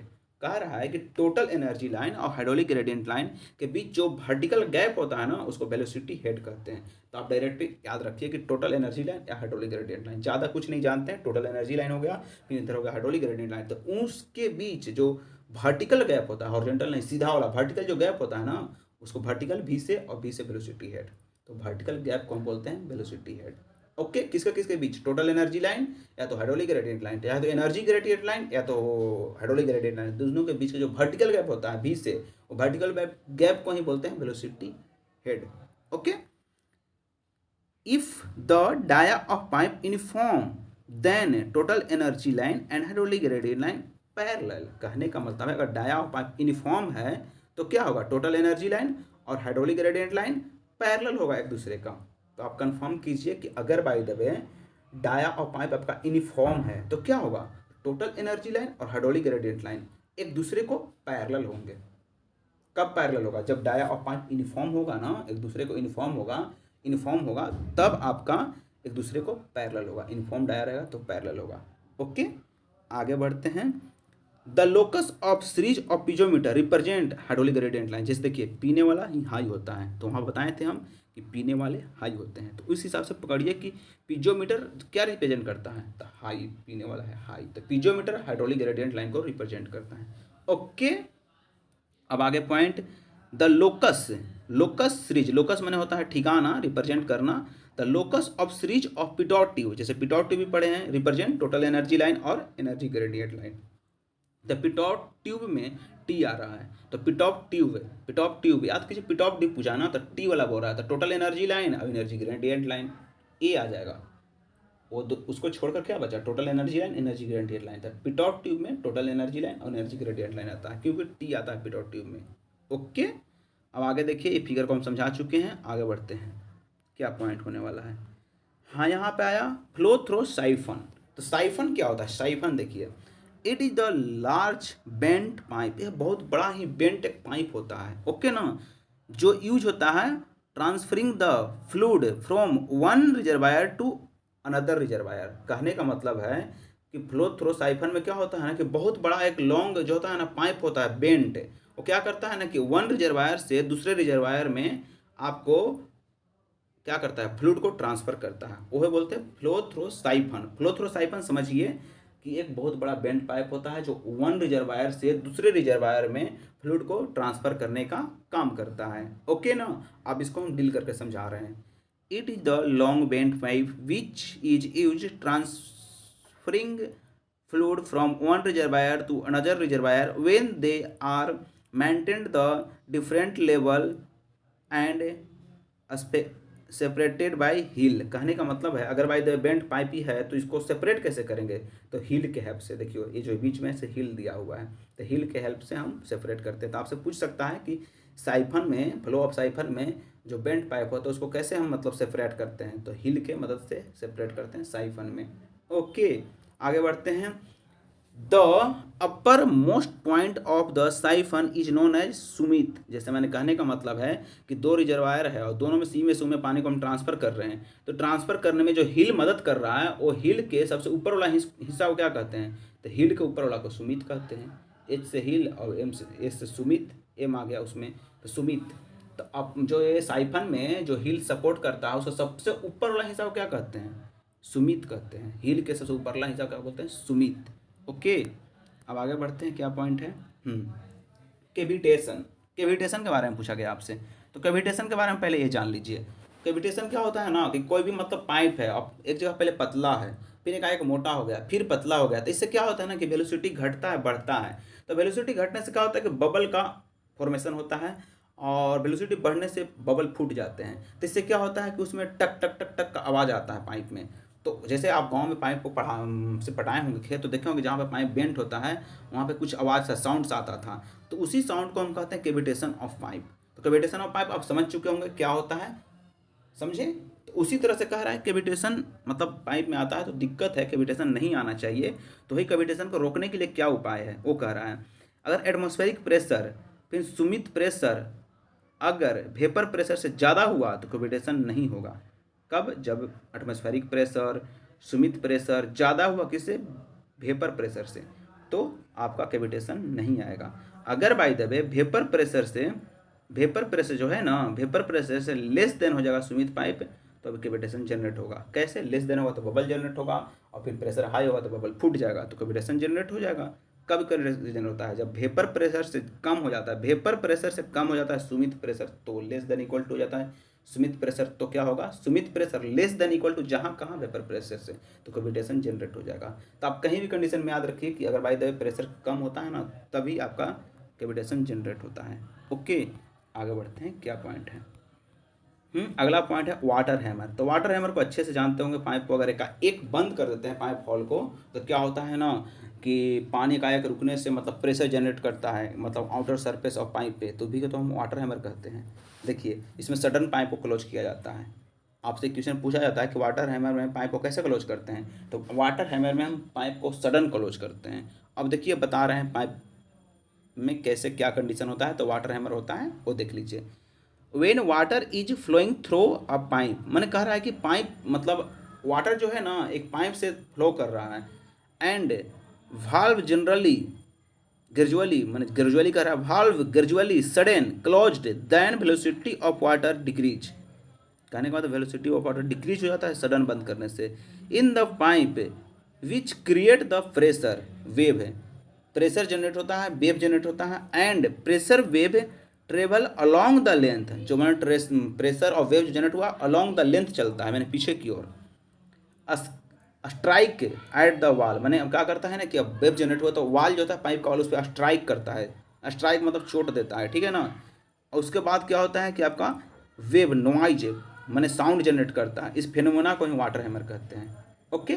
समझ चुके होंगे। तो इसमें याद करने वाला एक पॉइंट है कि वाटर हैमर में हम पाइप को, वाटर हैमर में क्या होता है कि हम वॉल्व को सडन क्लोज करते हैं। एक क्वेश्चन पूछा गया है कि वाटर हैमर में वॉल्व को कैसे क्लोज करते हैं, तो सडन, ओके। फिर वाटर हैमर डिपेंड अपॉन, तो वाटर हैमर किस किस पे डिपेंड करता है वो बताइए हमको। तो पहले नंबर आप ध्यान दीजिए, वाटर हैमर के बारे में जानते होंगे तो सब बता सकते हैं आप। तो पहला पॉइंट कह रहा है कि velocity of flow of water. अगर सडन हम क्लोज करने गए हैं वॉल्व को, तो कितना वेलोसिटी से आपका पानी फ्लो कर रहा है उसी हिसाब से ना आपको वाटर हैमर होगा। अगर धीरे धीरे फ्लो कर रहा है तो वेव कम जनरेट होंगे, तो कम उस पर स्ट्राइक करेगा सरफेस पे आपका पाइप के, तो कम जनरेट होगा। तो किस पे डिपेंड करता है? Velocity of flow of water पे। फिर time taken of the close, अब मतलब वॉल्व है उसको धीरे धीरे बंद करेंगे हम, तो उस पर भी डिपेंड करेगा। एकाएक बंद कर देंगे तो दिक्कत होगा, तो टाइम टेकन पे भी डिपेंड करता है। फिर लेंथ ऑफ द पाइप, तो पाइप का लेंथ, अगर बाय द वेव जनरेट हो रहा है, छोटा सा पाइप है तो इतने में वेव को रहना पड़ेगा, लेकिन बहुत बड़ा है तो वेव पीछे तक चला जाएगा, तो लेंथ ऑफ पाइप पे भी डिपेंड करता है। फिर इलास्टिक प्रॉपर्टीज पे, अब पाइप का इलास्टिक प्रॉपर्टीज होगा तो कभी पाइप घटेगा बढ़ेगा, तो इलास्टिक प्रॉपर्टीज पे भी डिपेंड करता है। अगर इलास्टिक हो जाएगा तो फैल जाएगा पाइप, तो वाटर हैमर का कोई इफेक्ट नहीं पड़ेगा। अगर नहीं फैलेगा तो पाइप फट जाएगा। तो वही वाटर हैमर इस सब पे डिपेंड करता है। पहला क्या? तो वेलोसिटी ऑफ फ्लोइंग वाटर, फिर time taken close the valve, फिर लेंथ ऑफ पाइप, फिर elastic property of the pipe, इस सब पे डिपेंड करता है। ओके, अब आगे बढ़ते हैं। पी, प्रेशर जो होता है रो 1/2 के बराबर होता है। पता नहीं क्या कह रहा है, आई डोंट नो, आप समझिए। आगे बढ़ते हैं। आपका पाइप खत्म हो गया, देखिए पंखा घूम गया, पाइप खत्म हो गया। अब आगे देखते हैं क्या पॉइंट है। बाउंड्री लेयर थ्योरी, तो बाउंड्री लेयर थ्योरी में बहुत सारे पॉइंट हैं, बहुत सारे पॉइंट को हम डील करेंगे। इसका मतलब ये नहीं देखेंगे क्या क्या पढ़ना है, सिलेबस नहीं देखेंगे, डायरेक्ट स्टडी करते हैं, क्योंकि बहुत बड़ा सिलेबस है, कितना स्टडी करेंगे, डायरेक्टली स्टडी करते हैं। ओके ना। तो बाउंड्री लेयर थ्योरी को देखिए सबसे पहले। तो बाउंड्री लेयर थ्योरी में क्या क्या पढ़ना है उसको हम देखेंगे। तो बाउंड्री लेयर थ्योरी में ये सब पढ़ना है वो देख लीजिए। पहले में इसमें इंपॉर्टेंट क्या पॉइंट है उसको डील करेंगे, क्योंकि इसमें बहुत सारे इंपॉर्टेंट पॉइंट हैं और सारे पॉइंट को जानना बहुत ज़रूरी है। पहले देख लेते हैं यहाँ पर का बाउंड्री लेयर थ्योरी में, पहले ये देखते हैं। पहले नंबर जो है बाउंड्री लेयर थ्योरी जनरेट कैसे होता है वो देखिए। जैसे पानी है आपका, तो पानी है, उसमें पानी फ्लो कर रहा है किसी वेलोसिटी से, कोई फिक्स वेलोसिटी नहीं है, उसमें कोई छोटा मोटा कंकड़ रख दीजिए या तो पत्थर रख दीजिए, उसके बाद पानी उससे टकराएगा, और टकराने के बाद पानी जो होगा ना उसको से हट के थोड़ा फ्लो करने लगेगा, मतलब उसको ऊपर ऊपर से फ्लो करेगा, साइड साइड से फ्लो करने लगेगा, और आगे जाके फिर पानी वो मिल जाएगा। तो वो जो तरह से फ्लो किया ना उसी को बाउंड्री लेयर थ्योरी कहते हैं। ओके ना। इस कंडीशन एक ऐसा आता है कि मैक्सिमम जो इन्फिनाइट फ्लो करता है ना 0.99 तक फ्लो करने लगता है, उसके बाद फिर पानी जाकर मिल जाता है। वही तो बाउंड्री लेयर में पहले जो पानी का आखिरी फ्लो जो होता है 0.99 तक हो जाता है, उसके बाद मिल जाता है। तो इसमें क्वेश्चन क्या पूछता है कि बाउंड्री लेयर में जो होता है ना उसमें फ्लो कैसा होता है, पहला क्वेश्चन पूछेगा। फिर पूछेगा आपसे कि बाउंड्री लेयर के बाहर कैसा फ्लो होता है। फिर पूछेगा आपसे कि बाउंड्री लेयर के बाहर कौन सा नियम लागू होता है और बाउंड्री लेयर के अंदर कौन सा नियम लागू होता है। तो इसमें से 5 क्वेश्चन पूछेगा। पहला बोल दिया कि इन्फिनाइट, मतलब जो फ्लो करेगा तो 0.99 इन्फिनाइट पहुंच जाएगा। और दूसरा क्वेश्चन पूछेगा कि बाउंड्री लेयर जो होता है ना उसमें कैसा फ्लो होता है। तो उसमें विस्कस फ्लो होता है, रोटेशनल फ्लो होता है। एक कंफर्म कीजिए कि जो बाउंड्री लेयर जो होता है ना, जो बाउंड्री लेयर होता है उसमें कैसा फ्लो जनरेट होता है। तो विस्कस और रोटेशनल, क्योंकि पानी टकरा के जाता है ना तो रोटेट करने लगता है, तो रोटेशनल भी हो रोटेट करता है तो रोटेशनल फ्लो भी हो जाएगा और विस्कस फ्लो भी हो जाएगा। तो आप कंफर्म कीजिए कि जो पानी जो फ्लो करता है वो पानी जो फ्लो करता है ना वो बाउंड्री लेयर में आपका विस्कस होता है और रोटेशनल होता है। कंफर्म हुआ आपको कि बाउंड्री लेयर में रोटेशनल फ्लो होता है और विस्कस फ्लो होता है। ओके ना। तो आप देखिए कि बाउंड्री लेयर में कौन सा विस्कस फोर्स और रोटेशनल फोर्स थे, इसमें अब कौन सा नियम लागू होता है। तो Navier Stokes equation is applied, इसमें नेवियर स्टोक्स इक्वेशन अप्लाइड होता है। कौन में? आपका बाउंड्री लेयर थ्योरी में। तो बाउंड्री लेयर थ्योरी के अंदर आपका नेवियर स्टोक्स इक्वेशन अप्लीकेबल होता है। कौन सा? बाउंड्री लेयर के अंदर, बाउंड्री में रख रहा है तो बाउंड्री में कोई नहीं रहना चाहता है तो नेवियर आ गया। उस तरह से रिलेट कीजिए कि बाउंड्री लेयर है तो बाउंड्री में कोई रहना चाहता है, नहीं चाहता है बाहर निकलना, तो बाउंड्री में नेवियर हो जाएगा। तो नेवियर ना रहना चाहता है तो नेवियर स्टोक्स इक्वेशन अप्लाइड होता है। बाउंड्री लेयर में कौन सा? नेवियर स्टोक्स इक्वेशन अप्लाइड होता है। ठीक है, आगे देखते हैं क्या है। ये कह रहा है कि अगर बाय द वे मतलब बाउंड्री लेयर में देखिए हम कि विस्कस और रोटेशनल होता है, उसमें क्या बोलते हैं नेवियर स्टोक्स इक्वेशन वैलिड होता है। तो अब बोल रहा है कि बाउंड्री लेयर से बाहर कैसा फ्लो होता है। तो अगर पानी फ्लो कर रहा है तो बाउंड्री के बाहर कैसा होता है, तो नॉन विस्कस होता है, ई रोटेशनल होता है। समझ चुके होंगे आप कि बाउंड्री लेयर का जो बाहर होता है ना, बाउंड्री लेयर का जो बाहर होता है ई रोटेशनल होता है और नॉन विस्कस होता है। कैसा होता है? ई रोटेशनल होता है बाउंड्री लेयर का बाहर और नॉन विस्कस हो जाता है। ओके, और कौन सा यहाँ पे कौन सा इक्वेशन वैलिड होता है? तो आइलर इक्वेशन और बर्नौली इक्वेशन अप्लीकेबल होता है। तो बाहर में आइलर, मैं खुद बाहर में हूँ, तो बाहर में आइलर इक्वेशन वैलिड होता है और बर्नौली इक्वेशन, मैंने आई मैं खुद और बर्नौली बर, ये वैलिड है बाहर में। तो बाहर में पहले कैसा होगा? नॉन विस्कस फ्लो होगा, इरोटेशनल फ्लो होगा। वैलिड कौन कौन होगा? आइलर इक्वेशन वैलिड होगा और बर्नौली इक्वेशन वैलिड होगा। तो आपसे पूछा जाएगा कि बाउंड्री लेयर थ्योरी के बाहर कौन कौन सा एप्लीकेशन मतलब अप्लाइड होता है? तो बर्नौली अप्लाइड होता है, आइलर अप्लाइड होता है। एक क्वेश्चन पूछा गया है, ठीक है, कि बाउंड्री लेयर कौन अप्लाई होता है और बाहर कौन अप्लाइड होता है। तो बाहर और अंदर जान गए, अब आगे बढ़ते हैं।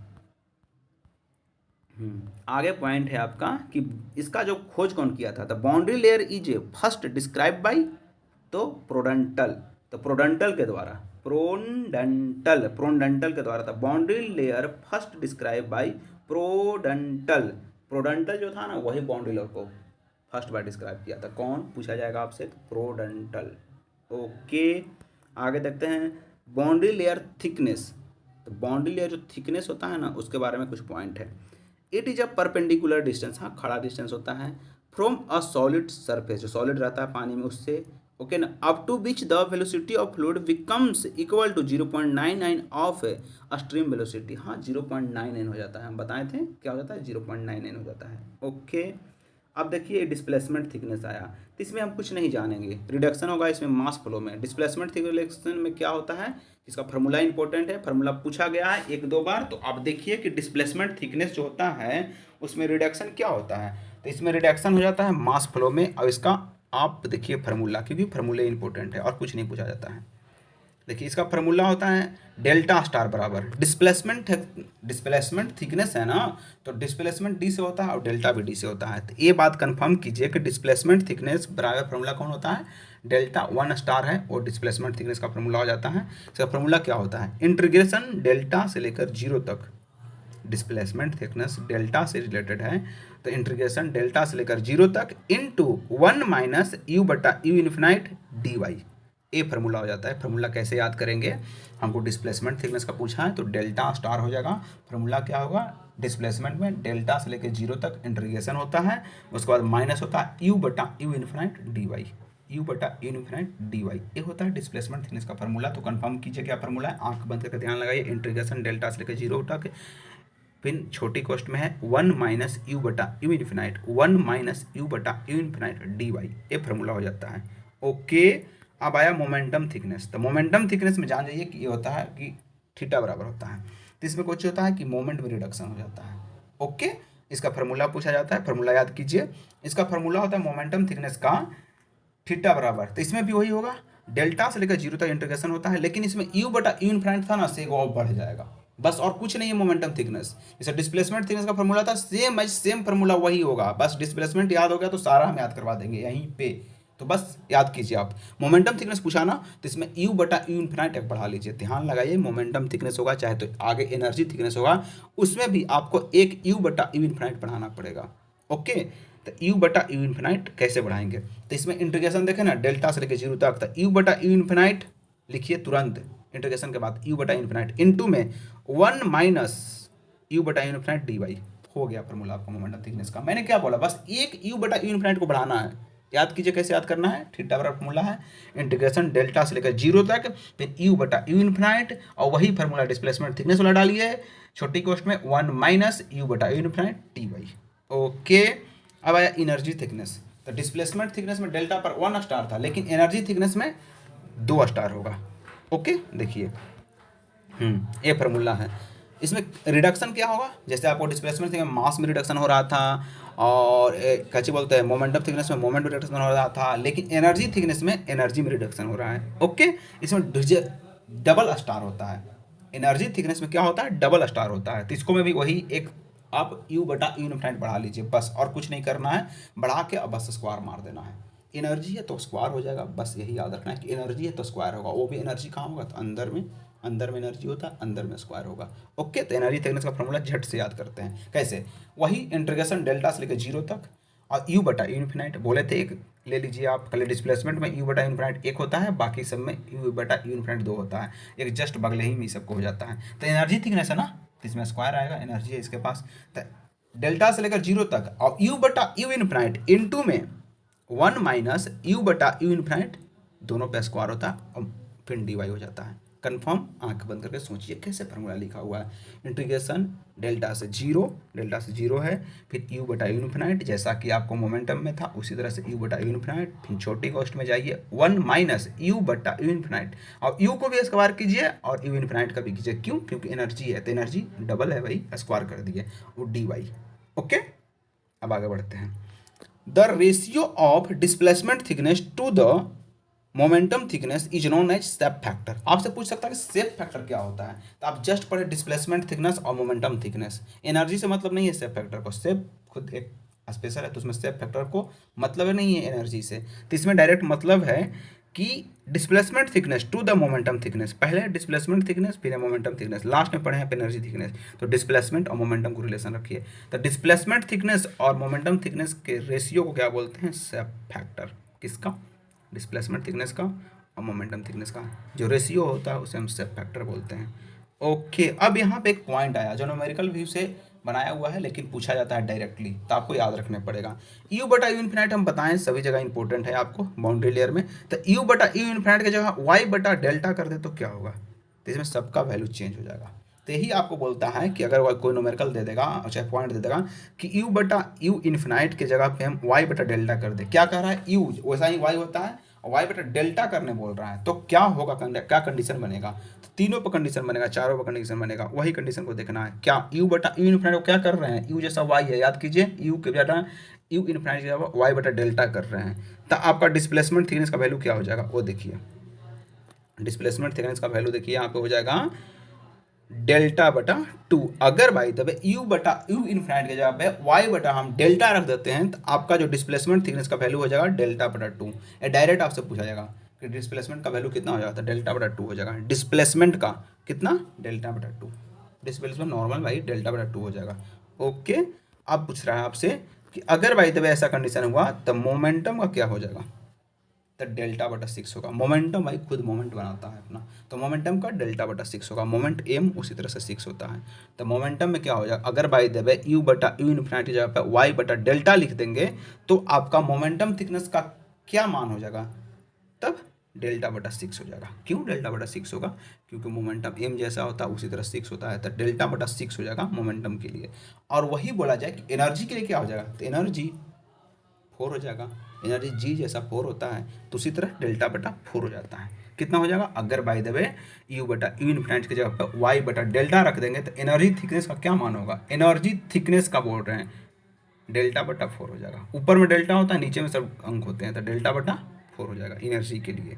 ओके, अब आगे देखते हैं कि बड़ा कौन होता है, छोटा कौन होता है। तो हम अभी पढ़े बाउंड्री पढ़ें, फिर डिस्प्लेसमेंट पढ़ें, फिर एनर्जी पढ़ें, फिर मोमेंटम पढ़ें। तो बड़ा कौन होता है? तो सबसे पहले बाउंड्री सबसे बड़ा होता है। बाउंड्री लेयर जो थ्योरी पढ़ें सबसे बड़ा होता है।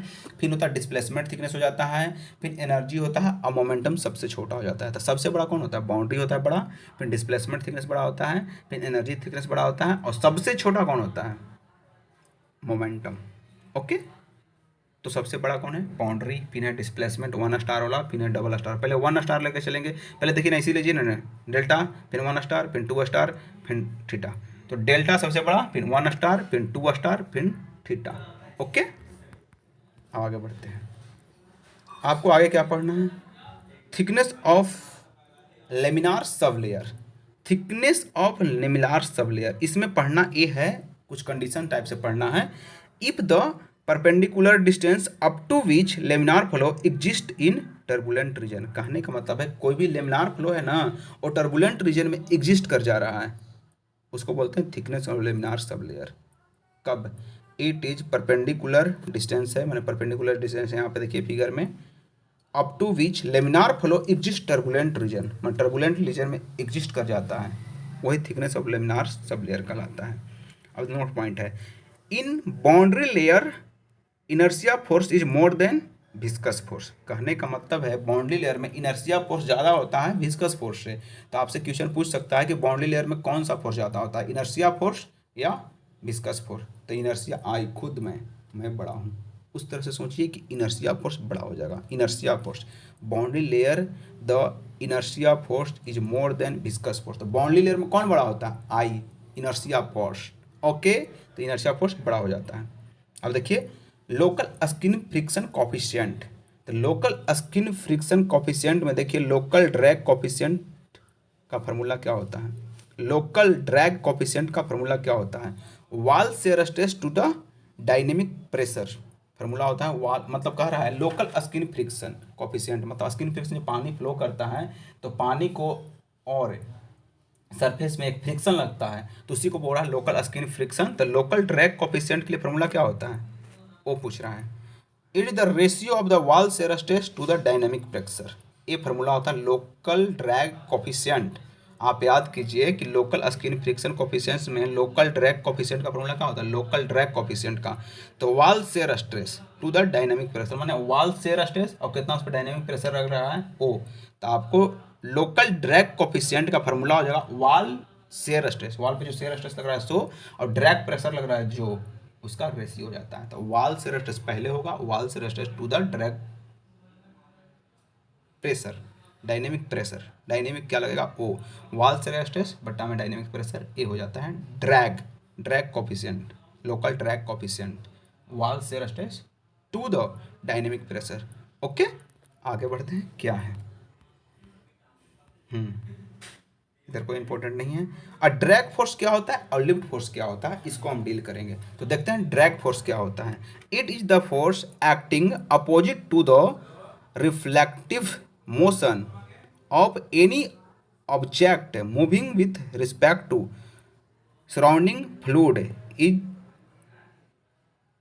Called drag force. कॉल्ड अच्छा से नहीं लिखा हुआ है, वही बोल रहे थे। तो ड्रैग फोर्स को डायरेक्टली समझा रहे हैं, अगर बाय द वे कोई मतलब फ्लूइड है और फॉलो कर रहा है तो उसके अपोजिट साइड में कोई बॉडी मतलब मूव करने लगता है तो उसे हम ड्रैग फोर्स कहते हैं। वही पॉइंट हो, देखिए यहाँ पे कह रहा है it is the force acting opposite the relative motion, कोई भी अपोजिट में जो फोर्स जो एक्ट करता है अपोजिट में ऑब्जेक्ट जो होता है ना वो surrounding the fluid is called, कहने का मतलब ड्रैग फोर्स जो होता है ना कि फ्लूइड जो फॉलो कर रहा है ना उसके अपोजिट में कोई बॉडी फोर्स ऑब्जेक्ट मतलब फोर्स लगाता है ना, उसी को हम ड्रैग फोर्स कहते हैं। ओके, यही वो ड्रैग फोर्स। ड्रैग फोर्स में देखिए एक इक्वेशन होता है, उस इक्वेशन में P D A cos theta को प्रेशर ड्रैग बोलते हैं, P D A cos theta को प्रेशर ड्रैग बोलते हैं, और शेयर ड्रैग जिसको टाउ शेयर स्ट्रेस होता है तो tau well D A sine theta उसको बोलते हैं शेयर ड्रैग। शेयर ड्रैग का और नाम है फ्रिक्शन ड्रैग।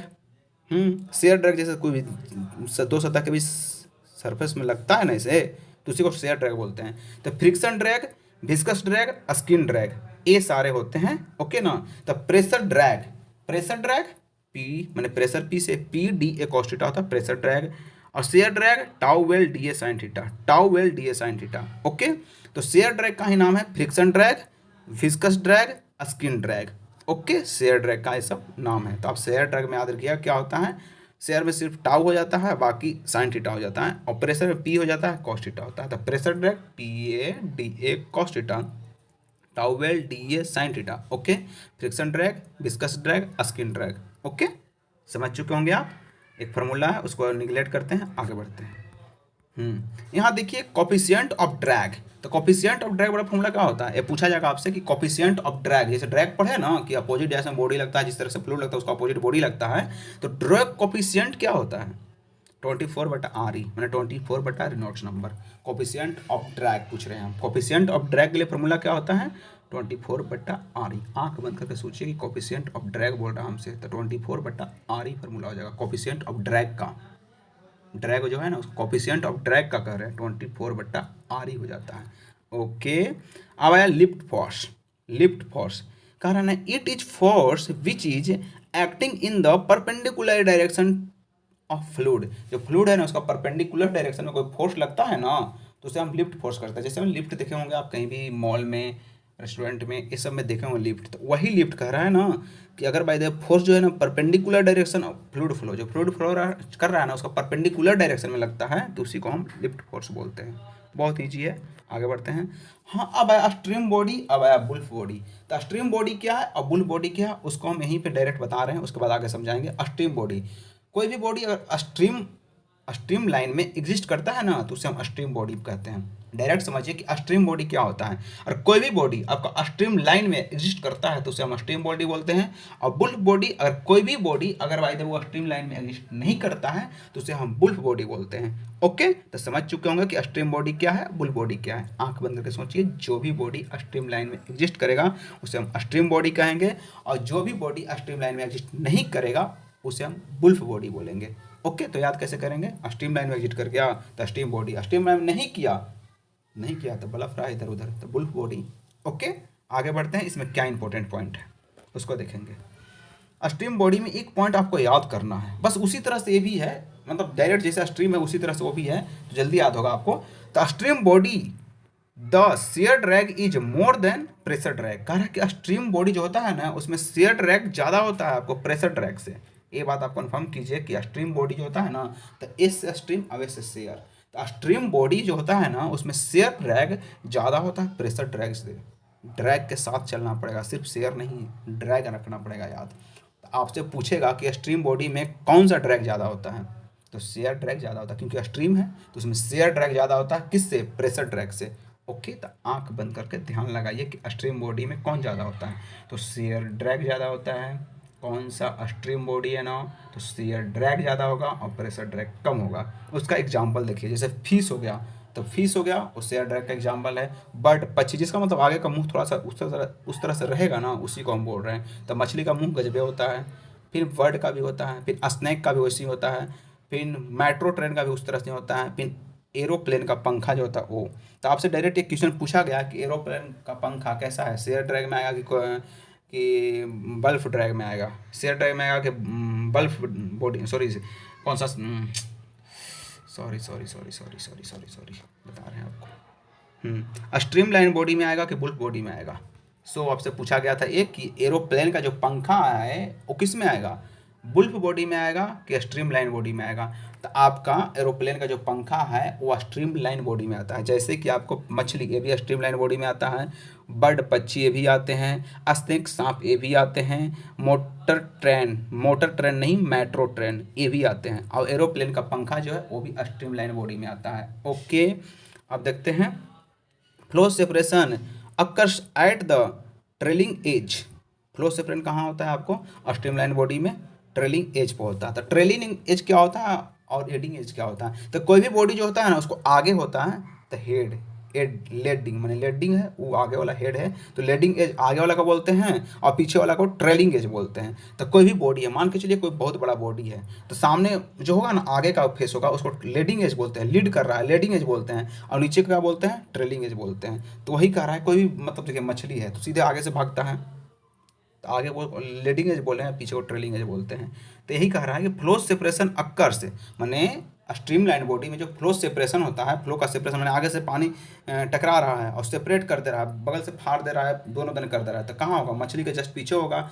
तो वही कह रहा है कि फ्लो सेपरेशन जो होता है ट्रेलिंग एज पे होता है। तो ट्रेलिंग एज पीछे को बोलते हैं, आगे को लीडिंग एज बोलते हैं, जो लीड करता है आगे वाला हिस्सा, पीछे trailing edge.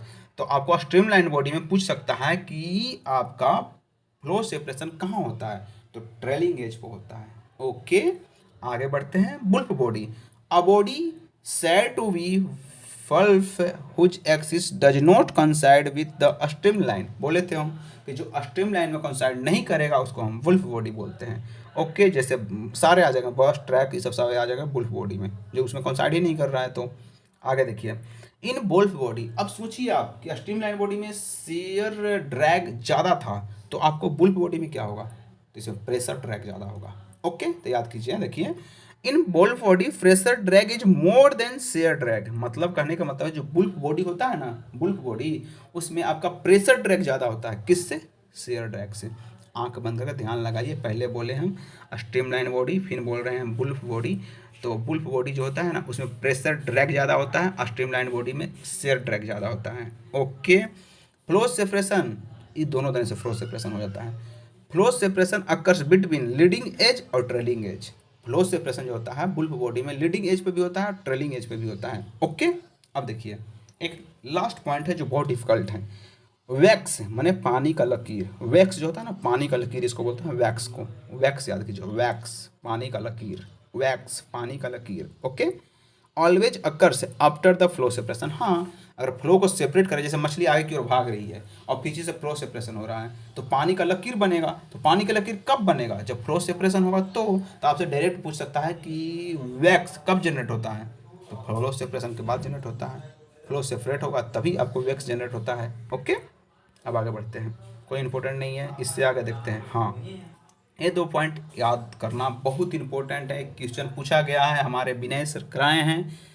ब्लैसिस result flat flat माने क्या रिजल्ट होगा वो देख रहा है। लेमिनार फ्लो और टर्बुलेंट फ्लो। हम जानते हैं कि फ्लो 2 टाइप से होता है, एक लेमिनार होता है, एक टर्बुलेंट होता है, एक ट्रांजिशन भी होता है, लेकिन हम स्टडी करते हैं लेमिनार को, फ्लो को और टर्बुलेंट फ्लो को। तो जो लेमिनार फ्लो होता है ना, उसमें बाउंड्री लेयर जो होता है, जिसको हम डेल्टा से डिनोट करते हैं, और लेमिनार फ्लो में जो बाउंड्री लेयर होता है किसका डायरेक्टली प्रोपोर्शनल होता है, और टर्बुलेंट फ्लो में किसका डायरेक्टली प्रोपोर्शनल होता है। ये बात आपको याद करना बहुत ही नेसेसरी है। अब देखिए, बाउंड्री लेयर जो थिकनेस होता है ना, उसको डेल्टा से डिनोट करते हैं। बाउंड्री जैसे बी जैसा होता है ना बाउंड्री, इसलिए हम डेल्टा से ही डिनोट कर देते हैं। ओके, तो याद कीजिए आपकी लेमिनार फ्लो में बाउंड्री लेयर किसका डायरेक्टली प्रोपोर्शनल होता है? तो एक्स के पावर 1/2 का लेमिनार है। तो बाउंड्री जो होता है ना, बाउंड्री लेयर थिकनेस एक्स के पावर 1/2 का डायरेक्टली प्रोपोर्शनल हो जाता है। और टर्बुलेंट फ्लो में बाउंड्री लेयर थिकनेस क्या होता है? डेल्टा जो होता है बाउंड्री लेयर थिकनेस क्या होता है? तो एक्स का पावर 4/5 हो जाता है। टर्बुलेंट में 4/5 हो जाता है। ओके, तो कैसे हम इसको याद रखेंगे? तो इसको याद रखना है अच्छे से, क्योंकि एक क्वेश्चन पूछा गया है। तो बाउंड्री लेयर जो थिकनेस होता है, उसमें जो बाउंड्री लेयर थिकनेस जो होता है किसमें? लेमिनार फ्लो में एक्स के पावर 1/2 होता है। सिंपल है, लेमिनार है तो x/1/2 हो जाता है। ये तो आपको याद हो जाना चाहिए। लेमिनार है तो क्या हो जाएगा? बाउंड्री लेयर थिकनेस क्या होगा लेमिनार फ्लो में? एक्स के पावर 1/2 के बराबर हो जाता है। और टर्बुलेंट फ्लो में बाउंड्री लेयर थिकनेस एक्स के पावर 4/5 हो जाता है। एक्स के पावर 1/2 अब एक्स के पावर 4/5, यही 2 पॉइंट तो याद ही रखना है। लेमिनार रहेगा तो एक्स के पावर 1/2, और टर्बुलेंट टी जैसा, तो टी जैसा तो 4 होता है, तो टी जैसा तो 4 होता है, तो डेल्टा जो होता है डायरेक्टली प्रोपोर्शनल हो जाता है एक्स के पावर 4/5 टर्बुलेंट फ्लो में।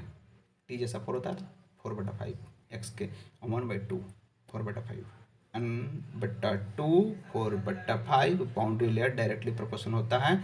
ओके, आगे बढ़ते हैं। इतने अच्छे से डील कर दिए, अब कोई पॉइंट यहाँ नहीं है। इससे आगे जाते हैं, क्या है इससे आगे? एक पॉइंट है जो शायद पूछा गया है। When circular cylinder is rotate in the uniform flow lift force is given by. कह रहा है ना कि व्हेन सर्कुलर सिलेंडर, कोई एक सर्कुलर सिलेंडर है, रोटेट हो रहा है यूनिफॉर्म फ्लो से रोटेट हो रहा है, तो लिफ्ट फोर्स क्या होगा? तो F/L/U सर्कुलेशन। रो है, एफ नहीं है, रो L/U माने रो, फिर L/U, फिर प्लट के एल बोल दीजिए। सर्कुलेशन जिसको बोलते हैं प्लट के एल होता है उसको। तो कह रहा है कि अगर बाय द वे कोई सर्कुलर सिलेंडर है, वो रोटेट कर रहा है, यूनिफॉर्म फ्लो में रोटेट कर रहा है, तो उसका लिफ्ट फोर्स क्या होगा? तो रो एल लिफ्ट फोर्स ना, तो रो एल यू प्लट के एल, रो L/U प्लट के L. Okay, it is also known as कुत्ता जोकाकी, कुत्ता जोकाकी इसी क्वेश्चन को बोलते हैं। F/L/U प्लट के एल फिर। ओके, आगे बढ़ते हैं, क्या है? हाँ देखिए, यहाँ पूछ दिया question. In a boundary layer the flow, boundary layer में बताए थे फ्लो क्या होता है? रोटेशनल होता है, विस्कस होता है बाउंड्री लेयर में। ओके, ये खत्म हो गया। अब जानते हैं, लास्ट पॉइंट आ गया, आपको नाम है टॉपिक का टर्बुलेंट फ्लो। ओके ना, देखिए अब टर्बुलेंट फ्लो जो होता है ना, उसमें देख लीजिए, टर्बुलेंट फ्लो में लेमिनार फ्लो किसे कहते हैं हम? तो 2000 रिनोट्स नंबर जिसका आपको लेस देन इक्वल टू 2000 आता है उसे लेमिनार फ्लो कहते हैं। 2000 से 4000 के बीच रहता है तो उसे ट्रांजिशन फ्लो कहते हैं। और टर्बुलेंट फ्लो जिसका Reynolds number more than equal to 4000 तो उसे टर्बुलेंट फ्लो कहते हैं। Okay, laminar flow, transition flow, turbulent flow. Okay, अगर लेस देन इक्वल टू 2000 हुआ तो उसे हम लेमिनार फ्लो कहते हैं। 2000 से 4000 के बीच हुआ तो ट्रांजिशन फ्लो होता है, और 4000 से ज़्यादा हुआ तो उसे टर्बुलेंट फ्लो कहते हैं। ओके, ये तो जानते ही हैं आप। अब आगे देखिए, अकॉर्डिंग टू बॉसिनेस किस क्या है वो नहीं जानते हैं, लेकिन एक टोटल के लिए यहाँ पे एक बात लिखा हुआ है वो समझ लीजिए। जैसे क्वेश्चन पूछता है डायनेमिक विस्कोसिटी वो फ्लो प्रॉपर्टी का देता है, और ईडी विस्कोसिटी, ओके सॉरी गलती हो गया, जो बोल रहा है कि डायनेमिक विस्कोसिटी जो होता है ना, डायनेमिक विस्कोसिटी, इसमें डायनेमिक विस्कोसिटी जो म्यू जो है ना, डायनेमिक विस्कोसिटी वो क्या बताता है, तो फ्लूइड प्रॉपर्टी का। जैसे डायनेमिक विस्कोसिटी, जैसे विस्कोसिटी जानते होंगे आप, जैसे पानी फ्लो करता है उसमें विस्कोसिटी होता है, तो डायनेमिक विस्कोसिटी जो होता है ना फ्लूइड प्रॉपर्टी को बताता है, लेकिन ईडी विस्कोसिटी फ्लो प्रॉपर्टी को बताता है। ईडी को हम इट्टा से डिनोट करते हैं और म्यू से डिनोट करते हैं डायनेमिक विस्कोसिटी को, और ईडी विस्कोसिटी को इट्टा से डिनोट, ईडी इट्टा से डिनोट करते हैं, ओके ना। तो आपसे क्वेश्चन पूछ सकता है कि डायनेमिक विस्कोसिटी किसको रिप्रेजेंट करता है, तो फ्लूइड प्रॉपर्टी को। डायनेमिक विस्कोसिटी जो होता है किसको रिप्रेजेंट करता है, तो फ्लूइड प्रॉपर्टी को। अब ईडी विस्कोसिटी किसको रिप्रेजेंट करता है, तो फ्लो प्रॉपर्टी को, ओके। तो दोनों बात को ध्यान रखाइए कि अगर by the way ED viscosity, तो ईडी तो अलग सा ही नाम ही है, तो ईडी एक अलग सा नाम है। तो ईडी विस्कोसिटी जो होता है किसको बताता है, फ्लो प्रॉपर्टी को। और बोले डायनेमिक विस्कोसिटी किसको बताता है, तो फ्लूइड प्रॉपर्टी को, ओके। 2 पॉइंट कंफर्म करना होगा। एक क्वेश्चन पूछता है इस यूनिट से कि डायनेमिक विस्कोसिटी किसको रिप्रेजेंट करता है, डायनेमिक विस्कोसिटी फ्लूइड प्रॉपर्टी को, अब ईडी जिसको इंटा से डिनोट करते हैं, फ्लो प्रॉपर्टी ईडी है, ई ईडी ए फ्लो प्रॉपर्टी को रिप्रेजेंट करता है, ओके। आगे बढ़ते हैं। ये जो होता है ना, हम बता रहे हैं कि ये जो ईडी विस्कोसिटी होता है किसके लिए वैलिड होता है, वो बात आपको जानना जरूरी है कि ईडी विस्कोसिटी होता है टर्बुलेंट फ्लो के लिए होता है, ओके ना। एक क्वेश्चन पूछा गया है कि ईडी विस्कोसिटी किसको रिप्रेजेंट करता है या किसके लिए होता है, तो ईडी विस्कोसिटी जो होता है जो फ्लो को रिप्रेजेंट करता है वो आपको टर्बुलेंट फ्लो के लिए होता है, लेमिनार के लिए कभी नहीं होता है, ओके ना। तो आपको ये बात याद रखना पड़ेगा कि ईडी विस्कोसिटी होता है किसके लिए होता है, टर्बुलेंट फ्लो के लिए होता है। ईडी विस्कोसिटी टर्बुलेंट फ्लो के लिए होता है, ओके। तो ईडी विस्कोसिटी लेमिनार फ्लो के लिए 0 होगा, ओके ना। हाँ ये बात आप कंफर्म है कि ईडी विस्कोसिटी लेमिनार फ्लो के लिए 0 होगा, क्योंकि उसमें वैल्यू को एग्जिस्ट ही नहीं करेगा, उसके लिए वैलिड ही नहीं होता है। तो आप याद कीजिए कि ईडी विस्कोसिटी आपको लेमिनार फ्लो के लिए 0 होता है, लेकिन टर्बुलेंट फ्लो के लिए कोई वैल्यू होगा, क्योंकि वो एग्जिस्ट करता है, लेमिनार फ्लो के लिए नहीं करता है, तो आपको टर्बुलेंट फ्लो के लिए एग्जिस्ट करता है, ओके ना। तो आप याद कीजिए क्या पॉइंट हम बताएं। पहले बताएं हम आपको डायनेमिक विस्कोसिटी जो फ्लूइड प्रॉपर्टी को बताता है, ईडी विस्कोसिटी जो फ्लो प्रॉपर्टी को बताता है। तो आपसे पूछा जाएगा कि ईडी विस्कोसिटी कहाँ एग्जिस्ट करता है, तो आपको टर्बुलेंट फ्लो में एग्जिस्ट करता है। और बोले तो ये लेमिनार के लिए, तो लेमिनार में कोई एग्जिस्ट नहीं होता है, इसके लिए ईडी विस्कोसिटी का लेमिनार फ्लो में 0 हो जाता है और टर्बुलेंट फ्लो में कुछ डाटा आ जाता है, ओके, नॉट इक्वल टू 0 होता है। समझ गए होंगे। अब आगे बढ़ते हैं, कोई पॉइंट इंपॉर्टेंट नहीं है यहाँ। लास्ट देखिए ये पॉइंट आया, last point, the velocity distribution in laminar flow is parabolic. कह रहा है कि लेमिनार फ्लो में होता है ना वेलोसिटी डिस्ट्रीब्यूशन पैराबोलिक होता है। और आगे देखिए कि अगर बोल देवे कहा जाए कि velocity distribution laminar flow is parabolic where the velocity distribution in turbulent flow तो लोगरिथमिक, ओके। तो ये 2 पॉइंट है, दोनों पॉइंट को अच्छे से डील कीजिए कि अगर वेलोसिटी डिस्ट्रीब्यूशन बोला जाए कि लेमिनार फ्लो है तो उसमें क्या होगा, पैराबोलिक होगा, और velocity distribution in turbulent flow तो लोगरिथमिक हो जाएगा। दोनों बात को हम डील करते हैं, अच्छे से डील करेंगे। पहले बताइए हमको कि वेलोसिटी डिस्ट्रीब्यूशन इन लेमिनार फ्लो तो पैराबोलिक होता है, वेलोसिटी डिस्ट्रीब्यूशन लेमिनार फ्लो में कैसा होता है, कन्फर्म याद कीजिए आप कि वेलोसिटी डिस्ट्रीब्यूशन जो होता है ना, जैसे कोई पाइप है उसे पाइप से फ्लो करता है तो वेलोसिटी ही बोलते हैं, पाइप फ्लो करता है। तो अगर लेमिनार फ्लो होगा तो कैसा होगा वेलोसिटी डिस्ट्रीब्यूशन, पैराबोलिक होगा, लेमिनार फ्लो रहेगा। तो अगर वेलोसिटी डिस्ट्रीब्यूशन की बात करें टर्बुलेंट फ्लो तो लोगरिथमिक हो जाएगा। तो 2 बात को हमको डील करना है कि वेलोसिटी डिस्ट्रीब्यूशन क्या होता है, लेमिनार फ्लो में क्या होता है और टर्बुलेंट फ्लो में क्या होता है। तो लेमिनार फ्लो में पैराबोलिक हो जाता है, टर्बुलेंट फ्लो में क्या होता है, लोगरिथमिक होता है। डायरेक्टली देखिए आप कि अगर पैराबोलिक किस में होता है तो लेमिनार फ्लो में होता है वेलोसिटी डिस्ट्रीब्यूशन इन लेमिनार फ्लो पैराबोलिक, और टर्बुलेंट फ्लो जो टर्बुलेंट फ्लो होगा तो उसमें क्या होगा, लोगरिथमिक हो जाएगा, ओके। तो कंफर्म हो गया आपको। आगे बढ़ते हैं, 2-3 पॉइंट यहाँ है जो लास्ट करता है। देखिए क्या पॉइंट है यहाँ, कह रहा है ना कि एक रेशियो कह रहा है कि K/Δ1, इसका क्या क्या रेशियो होता है।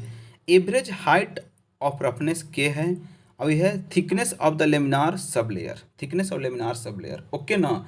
अगर K/Δ1 लेस देन 0.25 होगा तो उसे क्या कहेंगे हम, अस्पुत बाउंड्री कहेंगे। तो आपको K/Δ1 आपको याद रखना पड़ेगा कि के जो है ना हाइट ऑफ रफनेस है और डेल्टा जो है thickness of laminar sub layer है। डेल्टा जो है thickness of laminar sub layer है, जो थिक लेयर जो बनाएगा ना उसका थिकनेस और लेमिनार सब लेयर है डेल्टा। और के जो है से क्या है आपको एवरेज हाइट ऑफ रफनेस। तो अगर के बटा डेल्टा वन लेस देन सिर्फ 0.25 हुआ, के बटा डेल्टा वन लेस देन 0.25 हुआ तो स्मूथ बाउंड्री हो जाएगा। अगर वही कहा जाए कि 0.25 से मोर देन इक्वल टू और लेस देन इक्वल टू 6 तो के बटा डेल्टा वन ऐसा कंडीशन बना तो ट्रांजिशन फ्लो होगा। कब 0.25 से बड़ा मोर देन इक्वल टू के बटा डेल्टा वन और लेस देन इक्वल टू 6 हुआ तो ट्रांजिशन फ्लो हो जाएगा। वही कह रहा है के बटा डेल्टा वन मोर देन 6 होगा तो होगा रफ बाउंड्री। ओके, कब 6 से ज़्यादा होता है रफ बाउंड्री हो जाएगा। ओके, अब आगे बढ़ते हैं, क्या पॉइंट है यहाँ पे देखिए अपना फ्लूइड इंड कर गया, ठीक है ना, फ्लूइड आपका इंड कर गया। सो थैंक यू हमारे साथ बने रहने के लिए। बस आगे कुछ पॉइंट है उसको हम डील कर लेते हैं। देखिए some important point of FM, जिसे कोहेसिव फोर्स सेम मॉलिक्यूल में बीच लगे उससे हम फोर्स को, अच्छा कह रहा है ना कि कोहेसिव फोर्स क्या होता है, अडहेसिव फोर्स क्या होता है। जैसे क्वेश्चन में पूछा गया था आपको, सर करवा रहे थे उसमें कि कोहेसिव फोर्स क्या होता है, अडहेसिव फोर्स क्या होता है। तो कोहेसिव फोर्स जब सेम मॉलिक्यूल के बीच लगता है फोर्स ना तो उसे हम कोहेसिव फोर्स कहते हैं, और अडहेसिव फोर्स जब डिफरेंट मॉलिक्यूल के बीच फोर्स लगता है तो उसे हम अडहेसिव फोर्स कहते हैं। ये बात आपको याद रखनी पड़ेगा कि कोई भी सेम मॉलिक्यूल है तो पूरा ऐड कर ले रहा है, अपने में समा जा रहा है तो कोहेसिव हो गया। अडहेसिव फोर्स दो के बीच लग रहा है, जैसे अडहेसिव अडहेसिव जैसे कोई मैंने अट्रैक्ट करता है तो अलग हो जाता है टकरा कर, तो इसलिए करें कोहेसिव कौन सा, same molecule cohesive, cohesion same molecule के साथ होगा तो cohesive force. Adhesive force different के साथ लगेगा तो, लेकिन फिर भी इसमें एक बात याद रखना पड़ेगा कि किसी भी मतलब इसी को दो चीज़ को मिलाने के लिए कह रहा है यहाँ पे कि this force important for mixing the two molecules. अगर टू मॉलिक्यूल्स को मिलाना है तो उसके लिए क्या इंपॉर्टेंट होता है, अडहेसिव फोर्स ही इंपॉर्टेंट होता है। इसलिए हम दो को से अडहेप्स करके अलग हुए, वही आपको दोनों को मिलाने के लिए इंपॉर्टेंट होता है। तो this force important for mixing two molecules है। अगर टू मॉलिक्यूल्स को आपको मिलाना है तो उसके लिए इंपॉर्टेंट कौन होगा, अडहेसिव फोर्स इंपॉर्टेंट होगा। जैसे मैंने दूध को और पानी को मिलाना है तो कौन सा फोर्स इंपॉर्टेंट होगा, एक क्वेश्चन पूछा गया था, तो अडहेसिव फोर्स इंपॉर्टेंट होता है। कौन सा, दो मॉलिक्यूल को मिलाने के लिए अडहेसिव फोर्स इंपॉर्टेंट होता है। अडहेसिव ऐड कर देना, अडहेसिव मीन्स ऐड कर देना, तो किसी को ऐड करने के लिए क्यों ना अडहेसिव फोर्स, तो वाटर को और मिल्क को मिलाने के लिए अडहेसिव फोर्स होते हैं। ओके ना। सम इम्पोर्टेंट सिमिलरिटी बिटवीन कह रहा है जियोमेट्री सिमिलरिटी, फिर किनेमैटिक सिमिलरिटी क्या होता है। तो पहले देखिए it is similarity between two geometrical shape. जैसे मतलब पूछा गया भी क्वेश्चन है कि जियोमेट्रिकल सिमिलरिटी क्या होता है, किनेमैटिक सिमिलरिटी क्या होता है। अगर दो जियोमेट्रिकल शेप के बीच सिमिलरिटी होता है तो उसे हम जियोमेट्रिकल सिमिलरिटी कहते हैं। जैसे देखिए it is similarity between two geometry shape. अगर दो जियोमेट्री शेप है, जैसे मैंने घन है, घनाभ है, फिर आयत है, वर्ग है, जैसे जियोमेट्रिकल शेप, लेंथ, हाइट, ये सब आता है इसमें। तो इसके हिसाब से अगर बाय द वे हम कहते हैं तो ज्योमेट्रिकल सिमिलरिटी कहलाता है। Kinematic similarity, if similarity between the motion, और हो गया मोशन हो गया, जैसे मोशन हो गया, और कुछ बोलते हैं जैसे हाइट मोशन हो गया, और जैसे मैंने और ले लीजिए कुछ आप, किनेमैटिक सिमिलरिटी कहलाता है। ओके ना, इसमें सिर्फ फोर्स नहीं आते हैं। तो जैसे किनेमैटिक सिमिलरिटी कौन आता है, जैसे मोशन हो गया, एक्सेलरेशन हो गया, ये सब आएंगे ना तो क्यूमुलेटिव सिमिलरिटी कहलाएगा, किनेमैटिक सिमिलरिटी कहलाएगा। ओके, अब देखिए dynamic similarity, model between proto, model और प्रोटो के बीच होता है ना तो उसे हम डायनेमिक सिमिलरिटी कहते हैं। ओके ना, जैसे कोई बड़ा घन हो गया फिर छोटा घन हो गया, उसको कह रहे हैं। तो मॉडल और प्रोटो के बीच में सिमिलरिटी होगा तो उसे हम डायनेमिक सिमिलरिटी कहते हैं। ओके, ये क्वेश्चन था। अब आगे बढ़ते हैं। देखिए velocity of the sound, velocity of the sound, तो इसके लिए फार्मूला क्या होता है। वेलोसिटी ऑफ साउंड के लिए दो फार्मूला होता है। वेलोसिटी ऑफ साउंड को सी से डिनोट करते हैं, दो फार्मूला होता है। रूट में के बटा रो का रूट अंदर होता है। वेलोसिटी ऑफ साउंड के लिए के बटा रो का रूट अंदर होता है, फिर गामा आर टी का रूट होता है। ओके ना, तो वेलोसिटी ऑफ साउंड सी होता है। वेलोसिटी ऑफ साउंड क्या होता है, वेलोसिटी ऑफ साउंड सी होता है। तो सी के लिए फार्मूला क्या होता है, रूट में होता है के बटा रो, रूट में क्या होता है के बटा रो हो जाता है। वेलोसिटी ऑफ साउंड के लिए फार्मूला आपको याद रखना पड़ेगा, क्योंकि पूछा जाता है कि वेलोसिटी ऑफ साउंड के लिए क्या फार्मूला होता है। वेलोसिटी ऑफ के बटा रो होता है रूट में, नहीं तो गामा आर टी होता है रूट में। याद कीजिए, आंख बंद कीजिए कि के बटा रो होता है रूट में, नहीं तो गामा बटा आर टी होता है रूट में। ये होता है वेलोसिटी ऑफ साउंड के लिए दो फार्मूला, के बटा रो, गामा आर टी रूट में। ओके, ये तो वेलोसिटी ऑफ साउंड के लिए।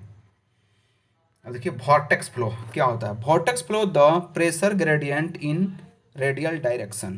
कह रहा है ना कि वॉर्टेक्स फ्लो जो होता है ना, वॉर्टेक्स फ्लो में याद रखिए कि vortex flow the pressure gradient radial direction. तो रेडियल डायरेक्शन जब होगा तो कह रहा है vortex flow the pressure gradient in radial direction. जो वॉर्टेक्स फ्लो जो होता है ना, pressure gradient in radial direction, तो डेल्टा पी बटा डेल्टा आर बराबर होता है डेल्टा वी स्क्वायर बटा R. Okay, vortex flow in pressure gradient in radial direction, तो डेल्टा पी बटा डेल्टा आर बराबर होता है रो वी स्क्वायर बटा आर। अगर बाय द वोर्टेक्स फ्लो जो है ना, अगर pressure gradient vortex flow radial direction में होगा तो उसके लिए फार्मूला क्या होगा। वोर्टेक्स फ्लो अगर रेडियल डायरेक्शन में होगा तो डेल्टा पी बटा डेल्टा आर बराबर हो जाता है रो वी स्क्वायर बटा आर। डेल्टा पी बटा डेल्टा आर बराबर हो जाता है रो वी स्क्वायर बटा आर। ओके, इसके बराबर हो जाता है डेल्टा पी बटा डेल्टा आर बराबर हो जाता है रो वी स्क्वायर बटा आर के। ओके, ये होता है वोर्टेक्स फ्लो। समझ रहे हैं वोर्टेक्स फ्लो में डेल्टा पी बटा डेल्टा आर बराबर होता है रो वी स्क्वायर बटा R. Okay, pressure gradient in vortex flow direction according to hydrostatics law. अब कह रहा है यहाँ पे कि pressure gradient vertical direction according to hydrostatics law. Hydrostatics law के हिसाब से बड़ा pressure gradient in vertical direction according to hydrostatics law delta P बटा डेल्टा जेड। अच्छा, डेल्टा पी बटा डेल्टा जेड रोजी के बराबर होता है, जेड के बराबर होता है। कह रहा है ना कि pressure gradient vertical direction according to hydrostatics law delta P बटा डेल्टा जेड रोजी होता है या तो जेड होता है। तो जेड बराबर कह सकते हैं रोजी, नहीं तो कह सकते हैं डेल्टा पी बटा डेल्टा जेड। ओके, थोड़ा सा डिफिकल्ट सब पॉइंट है, समझ नहीं आ रही क्लियरली, सो आप इस तरह से समझिए। जैसे कॉटी फ्लो किसी का नाम है, वो क्वेश्चन सॉल्व करेंगे तो बताएंगे।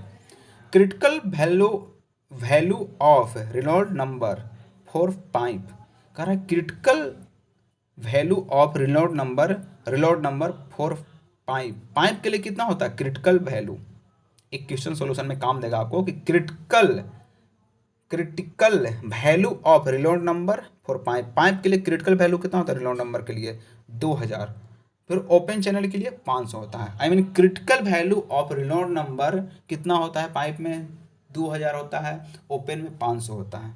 क्रिटिकल वैल्यू रेनॉल्ड नंबर में कितना होता है 2000 हो जाता है, ओपन में 500 होता है 2500। ओके, नोट फॉर नोमेरिकल ये कुछ नोट्स है, देखिए ये ऐसे नोट्स में भी है लेकिन यहाँ पे डील कर रहे हैं। बीटा है मोमेंटम कोरेक्शन फैक्टर, है अल्फा है किनेमैटिक एनर्जी कोरेक्शन फैक्टर। ये कैसे होता है, रेशियो देता है बीटा का, माने मोमेंटम कोरेक्शन फैक्टर का और किनेमैटिक एनर्जी कोरेक्शन फैक्टर का रेशियो पूछता है आपसे। इस तरह से क्वेश्चन पूछता है तो आपको बीटा का और अल्फा का वैल्यू याद रहेगा तभी तो मतलब रेशियो निकालिएगा। जैसे लेमिनार फ्लो का रेशियो पूछेगा, जैसे कहेगा आपसे कि the momentum correction factor to the kinematic energy correction factor for laminar flow, तो लेमिनार फ्लो कहेगा तो ये दोनों का रेशियो कर दीजिएगा। टर्बुलेंट फ्लो कहेगा तो ये दोनों का रेशियो कर दीजिएगा। तो आपको मोमेंटम कोरेक्शन फैक्टर और किनेमैटिक एनर्जी कोरेक्शन फैक्टर याद करना पड़ेगा। बीटा होता है कुछ ही, बीटा 20 से इस तरह में एम है। तो momentum correction factor alpha kinematic energy correction factor. Okay, beta alpha laminar flow के लिए और टर्बुलेंट फ्लो के लिए। तो लेमिनार फ्लो के लिए क्या हो जाता है momentum correction factor, laminar flow के लिए मोमेंटम कोरेक्शन फैक्टर क्या हो जाता है तो 4/3 होता है। और टर्बुलेंट फ्लो के लिए क्या होता है मोमेंटम कोरेक्शन फैक्टर 1/1.2 हो जाता है। अब उसी पूछा किनेमैटिक एनर्जी कोरेक्शन फैक्टर कितना होता है लेमिनार फ्लो के लिए 2 हो जाता है। और किनेमैटिक एनर्जी कोरेक्शन फैक्टर क्या हो जाता है 4/3 हो जाता है टर्बुलेंट फ्लो के लिए। तो दोनों हम डील करेंगे। पहला मोमेंटम कोरेक्शन फैक्टर कितना हो जाता है लेमिनार फ्लो के लिए और टर्बुलेंट फ्लो के लिए। दूसरा किनेमैटिक एनर्जी कोरेक्शन फैक्टर कितना हो जाता है लेमिनार फ्लो के लिए और टर्बुलेंट फ्लो के लिए। तो लेमिनार फ्लो के लिए आपको मोमेंटम कोरेक्शन फैक्टर होता है 4/3 और टर्बुलेंट फ्लो के लिए 1/2। आप पूछेगा किनेटिक एनर्जी कोरेक्शन फैक्टर कितना होता है लेमिनार फ्लो के लिए तो 2 हो जाता है और टर्बुलेंट फ्लो के लिए 4/3 हो जाता है। ओके, तो आप समझ रहे होंगे लेमिनार फ्लो और टर्बुलेंट फ्लो कन्फर्म। आगे बढ़ते हैं, इसको याद कर लेना है। हाइजन पॉइजन फ्लो क्या होता है? It is laminar flow from circular pipe is known as Hagen Poiseuille flow. तो हेजन पॉइजल फ्लो क्या कहते हैं, इसका डिफिनेशन पूछा जाता है। इट इज लेमिनार फ्लो, एक लेमिनार फ्लो है, from circular pipe is known as Poiseuille flow, Hagen Poiseuille flow. तो हैजन पॉइजल फ्लो किसे कहते हैं? अगर कोई लेमिनार फ्लो है ना, सर्कुलर पाइप से हो रहा है तो उसे हैजन पॉइजल फ्लो कहते हैं। सिंपल सा बात है, कोई सर्कुलर पाइप है उसमें लेमिनार फ्लो हो रहा है, तो हो रहा है तो उसको हैजन पॉइजल फ्लो बोलेंगे। It is laminar flow from circular pipe is known as Hagen Poiseuille flow. कोई भी सर्कुलर पाइप है, ठीक है, तो सर्कुलर पाइप से अगर फ्लो हो रहा है, सर्कुलर पाइप से अगर पानी फ्लो हो रहा है, सर्कुलर पाइप से पानी फ्लो हो रहा है तो कौन सा? लेमिनार फ्लो, तो उसे हैजन पॉइजन फ्लो कहते हैं। It is series so is known as Dupuit's flow. अगर बाई द वे सीरीज में रहेगा तो उसे हम डुपिट्स फ्लो बोलेंगे। अगर कोई भी पाइप्स है, सर्कुलर पाइप है, उसमें से आपका लेमिनार फ्लो फ्लो हो रहा है तो उसे हैजन पॉइजन फ्लो बोलेंगे। लेकिन वही पाइप अगर सीरीज में कनेक्शन रहेगा तो उसे डुपिट्स फ्लो बोलेंगे। सीरीज में कनेक्शन है, कोई भी पाइप अगर सीरीज में कनेक्शन है, उसमें से आपका लेमिनार फ्लो फॉलो कर रहा है तो उसे क्या कहेंगे? डुपिट्स कहेंगे, अगर सीरीज में रहेगा तो। ठीक है, आगे चलते हैं। डुपिट्स एक्सप्रेशन क्या होता है? तो डुपिट्स एक्सप्रेशन एल बटा डी के पावर 5 होता है। एल बटा डी के कैपिटल डी के पावर 5 बराबर होता है L1/D1 के 5 प्लस L2/D2 के 5। ये होता है आपको डुपिट्स इक्वेशन। तो डुपिट्स इक्वेशन आपको याद करना पड़ेगा कि एल बटा कैपिटल डी के पावर 5 बराबर हो जाता है L1/D1 के L1/D1 के पावर 5 प्लस L2/D2 के पावर 5। ये होता है एल बटा कैपिटल डी के पावर 5। डुपिट्स इक्वेशन एल बटा डी के पावर 5 बराबर होता है L1 के पावर 5 प्लस L2 के D2 के पावर 5। ये होता है डुपिट्स इक्वेशन। ओके, इनपुट यू क्या होता है? लोकल वेलोसिटी हो जाता है, वेलोसिटी हो जाता है इन पाइप। और यू जो होता है लोकल वेलोसिटी होता है, और यू बार होता है एवरेज वेलोसिटी होता है, और यू मैक्स जो होता है मैक्सिमम वेलोसिटी होता है। ये भी आपको एथी में काम देगा न्यूमेरिकल में। जैसे लोकल वेलोसिटी यू को, यू बार को एवरेज वेलोसिटी, और यू मैक्स को मैक्सिमम वेलोसिटी। लोकल यू को कहते हैं, यू बार को एवरेज कहते हैं। ओके ना। In Bernoulli in flow must we not viscous, it applied from non viscous. हाँ, ये तो हम बर्नौली में स्टडी कर चुके हैं। आगे बढ़ते हैं। Boundary layer is not valid Bernoulli equation. Boundary layer ये भी स्टडी कर चुके हैं। इन बाउंड्री लेयर, ये बाउंड्री लेयर में जानना पड़ेगा, एक पॉइंट है dp/dx और du/dy। और dp जो है प्रेशर है और u जो है वेलोसिटी है। अगर by the way dp/dx more than zero हो गया और du/dx लेस देन जीरो हो गया तो इसे हम क्या कहेंगे? It's adverse condition, adverse condition of flow. इसे हम एडवर्स कंडीशन ऑफ फ्लो कहेंगे। जब dp/dx मैंने प्रेशर जो होता है जीरो से बड़ा हो गया, प्रेशर जो होता है जीरो से बड़ा हो गया, चांस ऑफ फ्लो सेपरेशन, इसमें चांस ऑफ फ्लो सेपरेशन होता है। तो आपसे पूछ सकता है कौन सा कंडीशन में एडवर्स कंडीशन होता है या तो फ्लो सेपरेशन होता है। तो dp/dx जो प्रेशर जो होता है जीरो से बड़ा हो जाता है और वेलोसिटी जो होता है जीरो से छोटा हो जाता है। उस कंडीशन में अगर प्रेशर जो होता है बड़ा होता है तो प्रेशर बड़ा हो गया और वेलोसिटी छोटा हो गया। प्रेशर बड़ा हो गया, वेलोसिटी छोटा होगा तो एडवर्स कंडीशन कहते हैं। फ्लो होने का सेपरेशन होने का चांस है। कब फ्लो सेपरेशन होने का चांस कब है? एडवर्स कंडीशन कब होगा? जब प्रेशर बड़ा हो जाएगा जीरो से तो, और वेलोसिटी छोटा हो जाएगा तो एडवर्स कंडीशन होगा, चांस ऑफ फ्लो सेपरेशन होगा। ओके, आगे बढ़ते हैं। अगर बाई द वे ये मतलब प्रेशर आपको जीरो से छोटा होगा, प्रेशर मैंने कम हो गया और वेलोसिटी ज़्यादा हो गया तो इसे फेवरेबल कंडीशन बोलते हैं, फेवरेबल कंडीशन कहते हैं। हम चाहते हैं कि ऐसा हो। अगर कोई तो मेरा पाइप है तो हम क्या चाहेंगे कि उसमें प्रेशर कम हो और वेलोसिटी बहुत ज़्यादा हो, तो इसको हम फेवरेबल कंडीशन कहेंगे। तो dp/dx अगर लेस देन जीरो हो गया माने प्रेशर कम गया, और वेलोसिटी जो होता है du/dx मोर देन जीरो हो गया तो उसे फेवरेबल कंडीशन कहते हैं। तो आपको ये याद करना पड़ेगा कि आपका एडवर्स कंडीशन कैसे होता है, फेवरेबल कंडीशन कैसे होता है। तो फिर से रिपीट कर रहे हैं। अगर बाई द वे आपका पाइप में प्रेशर कम गया और वेलोसिटी ज़्यादा हो गया तो फेवरेबल कंडीशन बोलेंगे। अगर बाई द वे यही उल्टा हो गया, जीरो से मतलब ये सब, अगर बाई द वे यही उल्टा हो गया कि आपका प्रेशर ही बहुत ज़्यादा हो गया, जीरो से बड़ा हो गया और वेलोसिटी जीरो से छोटा हो गया, तो ये होगा चांस ऑफ सेपरेशन, इसमें हो जाएगा एडवर्स कंडीशन होगा। ओके, अब हम फेवरेबल कंडीशन को चाहते हैं। आगे देखिए क्या है। अगर by the way D P बटा डी एक्स बराबर हो गया जीरो का, और माने प्रेशर जो जीरो के बराबर हो गया और वेलोसिटी भी जीरो के बराबर हो गया, तो इसको क्या बोलते हैं, verge of separation. Verge of separation माने यहाँ से फ्लो स्टार्ट होता है। तो आपसे इक्वेशन देकर पूछ सकता है कि कहाँ से फ्लो स्टार्ट होता है। तो डी पी बटा डी एक्स जीरो के बराबर होगा तो, और डी यू बटा डी एक्स जीरो के बराबर होगा तो इसमें क्या होगा कि यहाँ से फ्लो स्टार्ट होता है। ठीक है, सो अब अपना यहाँ भी स्टॉप करते हैं। अपना ये फ्लूइड का पूरी तरह से कंडीशन कंप्लीट हो चुके हैं। So thank you, love you. अब हम क्वेश्चन के साथ मिलेंगे। आज के बाद अपना वीडियो नहीं बनेगा कोई भी नोट्स का, सिर्फ क्वेश्चन का बनेगा। Thank you, love you.